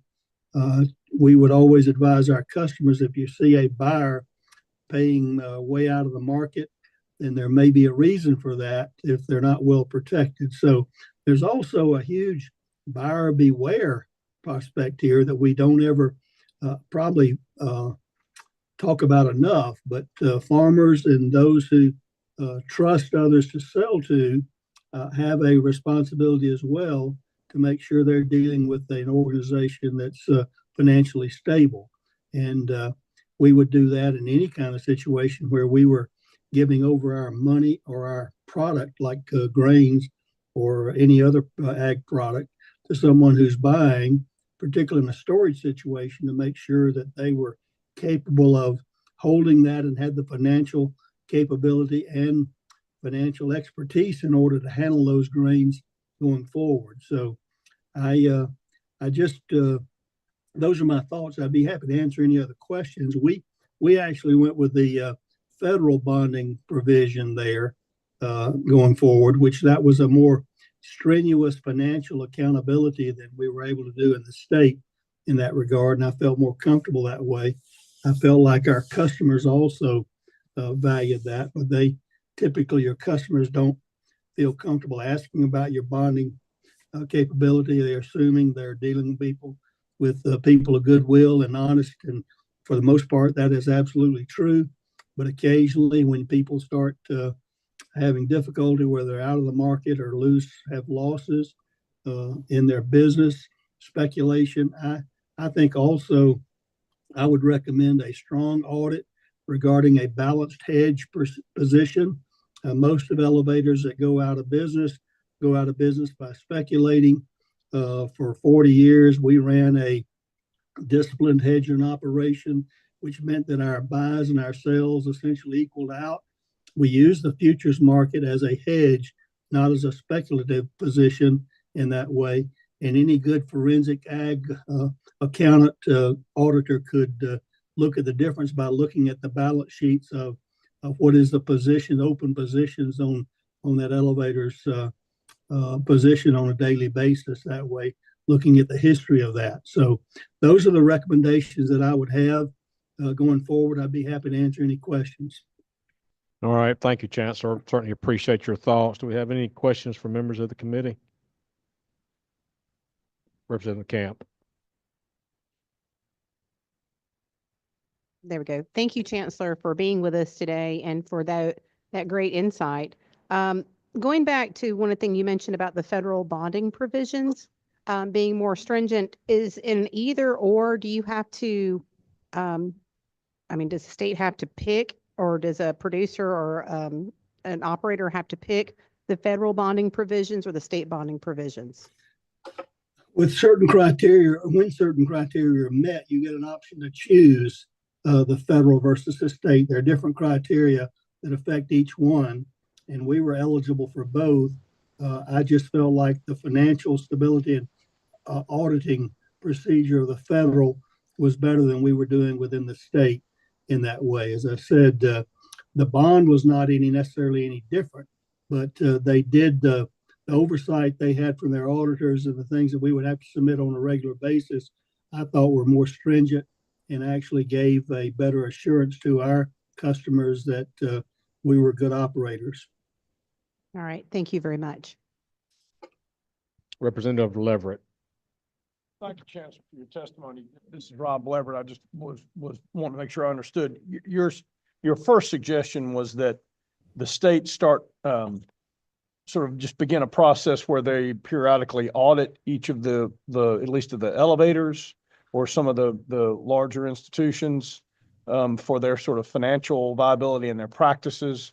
And then we would impose, I guess, the covenants, like you say. I guess we could just do that by reg or by statute as to certain requirements of various measures of their kind of financial standing. Sure. I think, again, yes, that's essentially what I'm suggesting. And I think at least annually, but then I think even a 12-monthly type of balance sheet with the positions of that from the preceding 12 months would indicate to an auditor that this was an ongoing solve a concern rather than something that just happened at a point in time.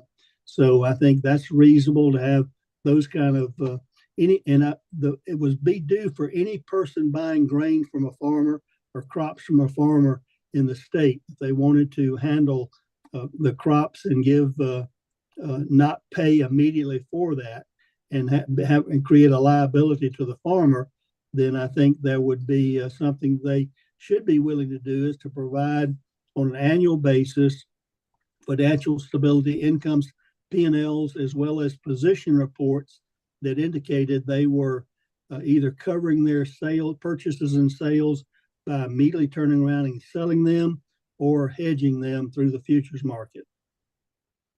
And is it your suggestion that would be done in lieu of increases in the bonding requirements? I think it's appropriate to have some level of bonding that way in that regard. My point was you never will able to cover a bond will never be able to cover the total loss that way. Then you have the issue of how do you divvy that up and allocate that money in that way. And I think, again, that's always tragic. But if you raised a bond to the level of storage capacity of, say, soybeans, then it can get insurmountable for a company to be able to afford that bond and not even afford it. They just wouldn't be able to acquire that. So I think, again, just like a lender would do on an annual basis, looking at covenants and expecting different liquidity positions and things like that, leverage types of issues. I think, frankly, that would be a more long-term, better solution than any type of once the cows get out of the gate, they're trying to get them back in through a bond. Thank you, sir. Thank you, Chancellor. Any other questions from members of the committee? Well, thank you, Chancellor, for your time. We certainly appreciate the perspective which you bring to this subject matter, and just again, thank you for your time and appreciate your comments. Well, I know I've not spoken to Commissioner Tyler about this. This would require, obviously, seasoned personnel who would know how to do that, whether you wanted to employ those people or contract that out in that way. But I've not talked to him about that. But that's my point about it is I think you're going to need really auditors that can, anyone buying from farmers would be knowledgeable of doing that. I also suggested, Chairman, that you remember there's some ag lenders out there who I think could give you all some good advice as well over the protection of how they cover themselves and how the state could cover themselves the liability when the producers look to you all or look to the state to make them whole after a tragic event. Okay. Chancellor, do you know if there are other states who have instituted a similar model with an auditing program that you've mentioned? No, there are various provisions of different states, but I would encourage the committee to really engage other states. And certainly there have been tragic situations of loss of collateral in various states, and some have learned lessons that way. So I think that'd be a good place to start, is to look at other states and do that. Other states do have more serious auditing as I've suggested, but I don't know specifically which ones. I know certainly in the Midwest, I don't know if it's Illinois, Ohio, Indiana, Iowa, in that way have some pretty stringent auditing provisions. So I would look to that. As again, I'm speaking primarily now from the grain commodity, corn, soybeans, wheat, those kind of commodities. So that's where you would find a lot of those issues that have done and what their history has been. Right. Well, we certainly appreciate the advice, Chancellor, and thank you for your time. Well, I look forward to anytime I can be helpful in the past. I know the Zoom call is not the best way to communicate and dig down into strategy, but I'll be happy to follow up with you whenever you'd like, Mr. Chairman. Well, thank you, sir, and I hope y'all have a great Thanksgiving and safe travels. Thank you, sir. Thank you. Bye-bye. Bye-bye.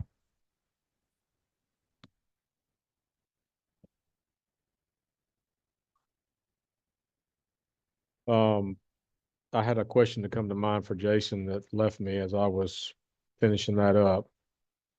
It'll come to me in a minute. Commissioner Harper is on the way. He'll be here in a few minutes, and I think he wanted to visit with us, and then we'll wrap up. And in terms of tomorrow, I think we've got some ideas, and I think we've been given some ideas on what we can do and how we can move forward with a solution. And we've been joined by the commissioner. Commissioner, we just finished speaking with Chancellor Perdue, and had some ideas for us and some recommendations. But wanted to give you a chance to address the committee at this point. If you've got anything you want to give us, we were about to start wrapping up. Jason has done a fantastic job today in telling us what we needed to know and keeping us on the right path. But we'll turn it over to you for your comments, Commissioner. Well, thank you, Mr. Chairman, and to the members of the committee, thank y'all. I think I appreciate you taking time to look into this issue. I know Jason Woody, as we know him, has done a really good job of laying out the issue. And since I walked in as commissioner, we've been faced with two of these issues, and I can tell you, sitting from my seat, these are things that a lot of people never see, right? Because they're issues we deal with internally. We deal with producers and farmers one-on-one. And it's really tough when you get a phone call from a producer and you have to explain to them that we're only going to be able to get them 20 cents on the dollar, or 10 cents on the dollar, or 30 cents on the dollar, depending upon the issue. And those are very tough conversations to have between our agency and even as commissioner and those producers that know that, for all lack of a better term, I think y'all have been hearing some of this today, that they've been had. And I think, look, there's a lot of folks who are in this industry and in this business that do it right. I would argue the majority of the folks in this business and in our ag industry do it right. Unfortunately, we have some really bad actors out there. And I think Mr. Brim laid that out. I think Aries laid that out. Woody obviously has laid that out. Some of those folks that really do take advantage of the system in a way that impact our Georgia producers, and it hurts their bottom line. We one of the biggest ones we're dealing with right now, and I know Woody's probably laid it out, but it's over $1 million in claims on a $230,000 bond. So that means, and that's only the claims that we know about right now. There could be more, but I think the 180-day period's over with on that one, isn't it? So, so we're, that's one of those examples of where folks may get 23 cents on the dollar for what they're owed for their commodities. And I think from where I sit, the role we have at the department is to protect our industry and protect our producers, and looking at solutions and ideas to help us do that better. I know Representative Cannon, you mentioned encouraging producers to be a little more fruitful with them, similar to the way Bill Brim does, right? And there may be ways for us to encourage folks and educate farmers and educate producers, and we could probably do a better job of that as an agency and as a department, in educating on what resources are available and encouraging farmers and producers to look for those folks that are licensed and are bonded by us. But even at that, the issues we're dealing with right now are from, unfortunately, from people that do have a bond already. They are licensed and they are bonded, and some of those fly-by-night issues we never end up hearing about or know about or end up working with because they weren't licensed, they weren't bonded, and we just have to tell the producers, we're sorry, there's nothing we can do to help you. I think there's a number of things that we can look at from a walking down the road and how do we address this issue going forward. I know the chancellor has a unique perspective in this, not only serving our state in the multiple capacities that he has, but also owning a grain business himself. And I think he brings a unique perspective to the table on how we can maybe hold some people a little more accountable.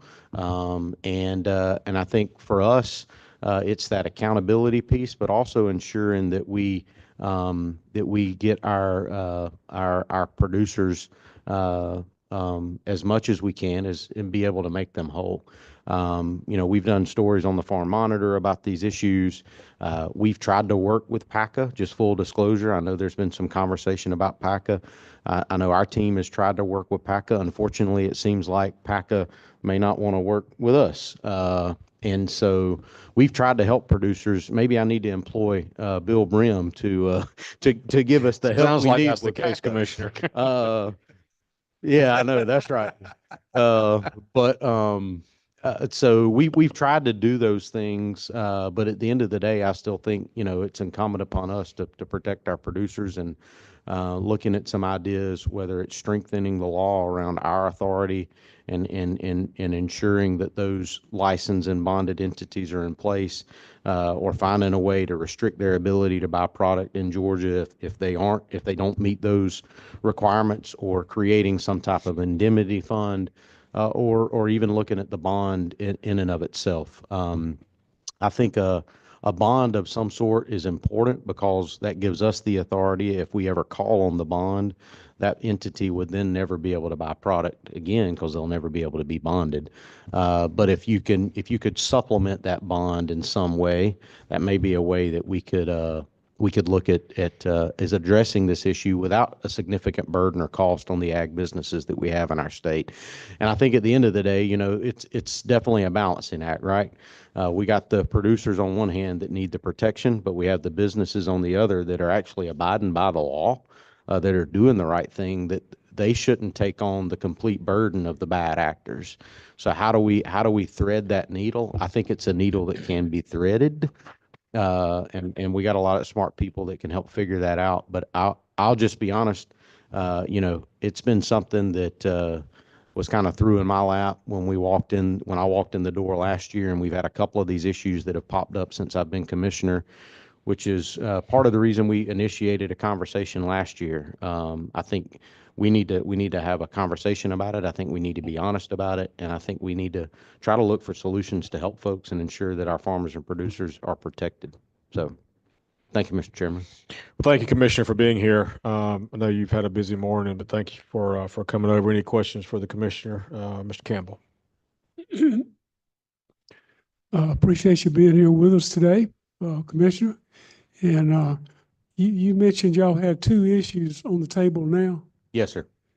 What commodities are those? One of them is produce and one of them is a grain. And both of those are nowhere near enough. The bond does not nowhere come close to covering what's owed to the producers. Chairman Dickey. And that's all they have to call on is the bond. Now, can they hire a Rob Leverett and go the court route? Most definitely they can. The producer can do that. However, as you know, there's a cost to that producer to doing so, right? So even if they do that, they're still never going to be made whole. And I'm not advocating that we work to make people whole, but I think 20 cents on the dollar is not sustainable either. Thank you, Mr. Chairman. Chairman Harper, Commissioner, thank you for being here. Are we in a posture to talk about some possible solutions and get into that detail yet? We were going to do that in the morning, but if we want to go ahead and get a jump start on you that, mentioned the yes, sir. indemnity fund, and so I was been thinking about that as well, but I don't have a perspective on the losses or the bond call through the years. I mean, it seems pretty low. I think what I've heard, that I don't think you would need a huge indemnity fund. I mean, you could fund it with fees, things, and if we do some auditing and those type things, I don't want to get ahead of you. No, sir, you're fine, Mr. Chairman. Could you give me a perspective a little bit on how many payments or amount per year it might run into? I think, I mean, I may lean on Woody on this one a little bit, but to your point, I don't think, based on what I've seen just in the year and a half or so that I've been here, we don't have to have a $50 million indemnity fund, right? It doesn't have to be nowhere near like that. I think something of substance though, that could be called upon when needed. And addressed in that way. And we could look at different funding mechanisms of what those funding mechanisms need to be. One of the indemnity funds that we have looked at as a team is the one that Wisconsin has, and they currently have $17 million in their fund. And I believe their fund, it covers 3 commodities, and then it's also funded through a fee program, correct? And so there could be a way where the state could front an indemnity fund that could then be refunded back to the state over time as that fund builds up, right? That could be something we could look at. If we do that, we could also look at possibly reducing the bond, possibly reducing the bond requirement, or maybe adjusting the bond requirement some. I mean, there could be some talk around that, right? So where you already have a protection mechanism in place, but I still think, having a minimal bond of some sort legitimizes the person involved in the transaction, but it also gives us a little bit of teeth too. If they do something they don't need to do, we can revoke it, and then they can't buy any crops or product anymore in our state. And so yeah, I mean, even as small a bond as $25,000, you could really do something small, but you still have that hook in place, and then you could really lean on that indemnity fund to make those producers as whole as possible. And then if you stepped up some of the efforts and some of the educating our producers, and maybe even look at if we look at the law in and of itself and maybe give it a little more teeth to us to go after those bad actors whenever we find out who they are. We could go after them a little bit harder. Anything over $500, I believe, and when it comes to commodities or products, right, is considered a felony. And in other words, I mean, Natural Products Act, it's over $500, it's a felony. So, I mean, basically what we're talking about, and for all practical purposes, is theft, right? And so we could go after these folks, one, for theft, but also we could go after them for not having the proper paperwork or the bond. And we could look at some of those statutes to strengthen our ability as an agency to address those issues. But look, I know I've kind of given you almost a shotgun approach of some ideas out there, but I think there's a lot of ideas that we really could discuss. This is a very complicated issue. Yeah. As y'all have discussed and talked about, there really, unfortunately, is no simple solution. Mr. Bill mentioned that earlier. He's been dealing with this for over 30 years, and if he thought he would have had a solution by now, and his solution was just to do it all himself. And that's where I think that's where we come in. It's our responsibility to figure out what that solution is to help them fix that and help them address those issues. But I think we can work on honing in on what that number is, Mr. Chairman. And I think there's some really legitimate ideas out there that we could work through to make this happen. Representative Cannon. Thank you, Mr. Chairman. I do like the education and also the enforcement. And I say that because when we talked with most of the guys that gave testimony, they said that they learned from their mistakes and they got burned by it. They won't do it again. So I kind of worry about taking that option off the table, because if they know they're not going to get burned for it, they might be more willing to take a step with a bad actor and then cause the state to pay some money. But I mean, Arias said, I won't ever do it again. And I think Bill said the same thing. He won't do it again. But is it possible for the enforcement guys to arrest these guys? Is that something we could do from the Ag Commission standpoint or department standpoint? So, to your point, I mean, obviously, if we investigate it and it does look like there was theft involved, yes, we could pursue warrants and we could pursue charges 100%. And we could go after them. And I think that's the other thing that's important in this is another part of that education piece is letting farmers and producers know that, look, if you've been had, call us and let us know. Let our warehouse and bonding team know. Let them start working through it. And if they determine it's something that's criminal, they can hand it off to our law enforcement team and we can go take care of them. That is definitely a path that we could pursue. We just need to ensure that the law is in such a way that it's structured that it allows us to do that. I know on the criminal side it does, but we to ensure that there's no fence standing in our way, so to speak. But to your point, we definitely could go after them from that perspective as well. I think if you make an example out of a couple of people too, we might could say that we might could get those folks that want to come to Georgia and do business to skip Georgia, and not come here and try to take advantage of people. No deterrent action going on. I'm good. So Jason, within the surety bond world, whenever that bond is issued, and given the scenarios in which we have heard today, commissioner buys product today, goes bankrupt, changes the name of the organization, comes back tomorrow. Are those bonds tied solely to a company name, company taxpayer number, or is it associated with the individuals who are members of that organization? And what I'm asking, I guess what I'm boiling it down to, is there a way that we could structure this so that we know that X broker came in, Pinhooker came in here today, gone tomorrow, comes back on Friday, that it's still the same guy? Is that a possibility? There are ways that you could go about that, but to answer your question on the bond is written on the company.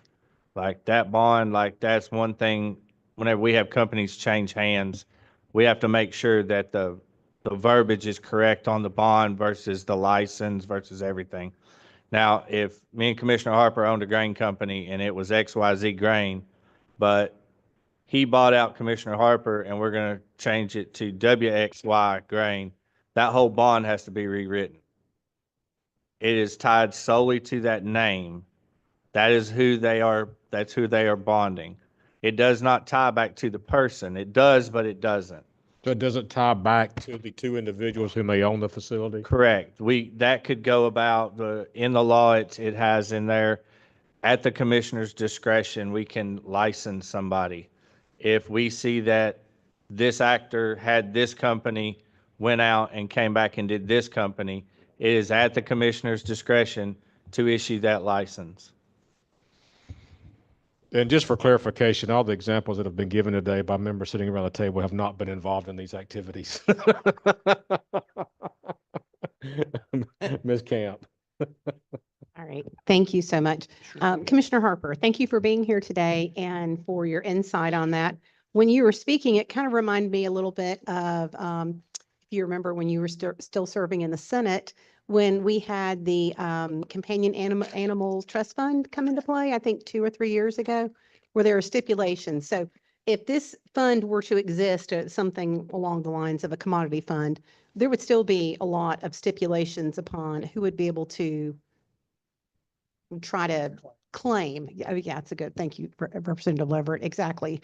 Make a claim against it. So the company we were involved in still would require to have bonding and licensing and all those things in our state. Unfortunately, we had a gentleman earlier, I'm not sure if you heard him, Mr. Haygood, or is it Haywood or Haygood? Haygood. And my heart goes out to him because that's just an awful loss to lose $100,000 in revenue like that. I mean, that's just, that's horrible. But again, he was working with someone who was not licensed in our state and not bonded in our state. So he would not be eligible based on our discussion at this point, correct? He would be eligible, if we set up an indemnity fund, he would be eligible if he participated in the fund. Does that make sense? So he would be eligible. Similar to what Bill said regarding PACA. If as long as you participate with PACA, you can call on PACA. So if we set it up an indemnity fund similar to that, basically as a producer, it doesn't have to go this route, but say we set it up as that was one of the requirements. If you were a participant in the fund, in other words, you participated by paying a fee of some sort to the fund, you can then call on the fund if you ever get in that situation and need to, regardless if the person you dealt with was bonded or licensed. However, for the people that you're selling to, we still want them bonded and licensed because we can pull their bond and we can rip their license. And if their bond is ever called upon, they have issues being able to do business anywhere else. Not only Georgia, they would have trouble doing business anywhere. So it would be more to go after those folks than it would be to help the producer. The fund would be more focused on helping the producer themselves. Does that make sense at It all? makes perfect sense. I just want to make sure that, you mentioned too about having teeth to go after violators. Yes. That would be a big aspect, in my opinion, because we certainly want to make sure that people know that Georgia's not the place to Oh, attempt fraud. Most definitely. And I think if we were able to, if there was some way that we could address both of those at the same time, I think we could send those messages parallel, and address it, in that way. Chairman Meeks and I were speaking about this, the other day, and this is for the committee to look into. But I think y'all mentioned the Sea Island cotton deal earlier today. And he and I were having a conversation about thinking that there was a indemnity fund already in state code. There is, and it was specific to the Sea Island Cotton Company issue. So that indemnity fund actually already exists, but it's specific to cotton only. It's for my lawyer buddy, it's 2-19-1. I was going to ask you that. You're welcome. I try to stay ahead, it may be where we go look at the current law because we already have an indemnity fund on the books that is operated by the department and the commissioner that we could look at, and maybe even it might be where we could revitalize that. It may be already set up. I've kind of read through it a little bit myself. It obviously sets up the parameters for who could call on that fund. And it maybe with some massaging, it may be one of those things that we might already have a good foundation and good starting point already in Georgia code that was specific to one commodity, that we could look at other examples like states like Wisconsin and maybe massage it to make it where it would work for things that we're discussing here this afternoon. All right. Thank you very much. Representative Leverett. Thank you, Mr. Chairman. Thank you for your testimony, for Yes, coming down here. It's nice to see you. And good to see you. I And I'm appreciate sorry I'm late. I've been kind of running all around, but I had an able assistant, even though he left us and doesn't work for us no more, but, yeah, amen. Well, maybe I shouldn't have said nothing. He doesn't work full time. How about that? He's on contract now. Yeah. Yeah. But to the discussion, the chairman was asking about tying the license to an individual versus a company. My assumption, of course, is that's correct about the bonding, but I know in most licensing and most licensing statutes are structured so that you do have some accountability for individuals, so they just don't keep changing the name of the company. So I'm assuming you can require as part of your licensing that principles be disclosed so that if you've got companies where these people are associated with, that would be the basis to deny that company a license under a different name if those principles are involved.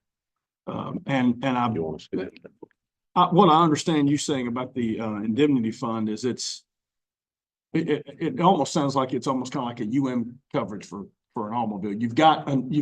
There are still a bonding requirement. Yeah. To Chancellor Perdue's comment, and I think he's coming from the perspective of grains where the value of the commodity at any one time is so great that you couldn't get a bond for that That's number. correct. That's But right. you would still have some kind of reasonable bonding requirement, and then you would structure your statute on the indemnity fund so that it covers things that wouldn't be subject to bonding coverage, and you'd have certain That's right. processes and procedures and probably some kind of good faith requirement. So people have to exercise to Representative Cannons, they have to exercise some diligence when they're dealing with people in order to be able to utilize it. But that's an extremely interesting concept to me. And you can also dovetail that with licensing. You know, if someone makes a claim on the fund with respect to a particular licensee, that might be a basis to deny a license going forward. You want, yeah. On our application for dealer and ag products, this is verbatim what it says. We require the name and addresses up to 5 corporate officers, partners, or owners of this operation's names, title, and addresses. So that is a requirement as to, we want to know who is the owners and who is the CEO, CFO, all that. So that if we see the name come back up, again, it can be at the commissioner's discretion as to whether or not we license said entity. Well, and the point I was just trying to make to the chairman's question is you're correct. The bond is issued in the name of the company, but That's right. but the license is tied to what that. happens with that bond, That's and that correct. would be a way to get to the chairman's concern. Appreciate Yep. the counsel there rephrasing that question. I didn't ask it correctly the first time. I will say this, if you don't mind, Mr. Chairman, kind Yes, of sir, a follow-up to Chairman Leverett is, and I didn't hear all of Chancellor Perdue's presentation, unfortunately, but that is a very valid point. And when we're having this conversation, just strictly increasing the bond, you will never be able to get a bond to a point to where it would be where you could feasibly cover 100% of somebody's losses without it being unattainable, right? In some contexts. And a lot of that's just tied strictly to where we are in some commodity prices. When you look at cotton and things like that, the commodity price today is the same price it was in the 70s. But when you look at things like produce and watermelons, those commodity prices are significantly higher today than they were 20, 25 years ago. And so when some of these bonds were initially put into the law, it was based off of, as Mr. Brim said, 5-cent watermelons. Well, now you got 25-cent watermelons. And so there's a significant difference there. And it was not, those requirements have not been scaled to almost meet the market. And I think that's where you still have a minimum bond of some sort. But then that indemnity fund helps in that scaling over time. Any other questions for the commissioner? All righty. Well, thank you, Commissioner. We will reconvene in the morning, and I will hopefully have a few more, a little bit more information on the Wisconsin legislation that has been mentioned. I do have that in hand, and we'll read that tonight, and so we can talk through that tomorrow. And then, are there other subject matters anyone wants to hear from? We've tried to bring in everybody that is impacted by it and has some of the most knowledgeable working information. But if there's other testimony that members would like to hear, if you have a perspective you want to hear from, let me know. We did receive an extension for the committee through December 31st. We've got a little bit more time to finish up rather than the 1st of December as originally was passed in the legislation. So we do have a little more time to finish up before the end of the year on the report and have that submitted to the House of Representatives. So if you have any other ideas, let me know. We're going to reconvene in the morning at 8:30. Breakfast will be at 8 o'clock here in this room, Scott. And we will talk through some possible remedies. We've talked through some of them already, but we'll rehash those and see where we want to go from here. So any other comments from members of the committee? Do I hear a motion to adjourn? Motion is second. We are adjourned. Thank you.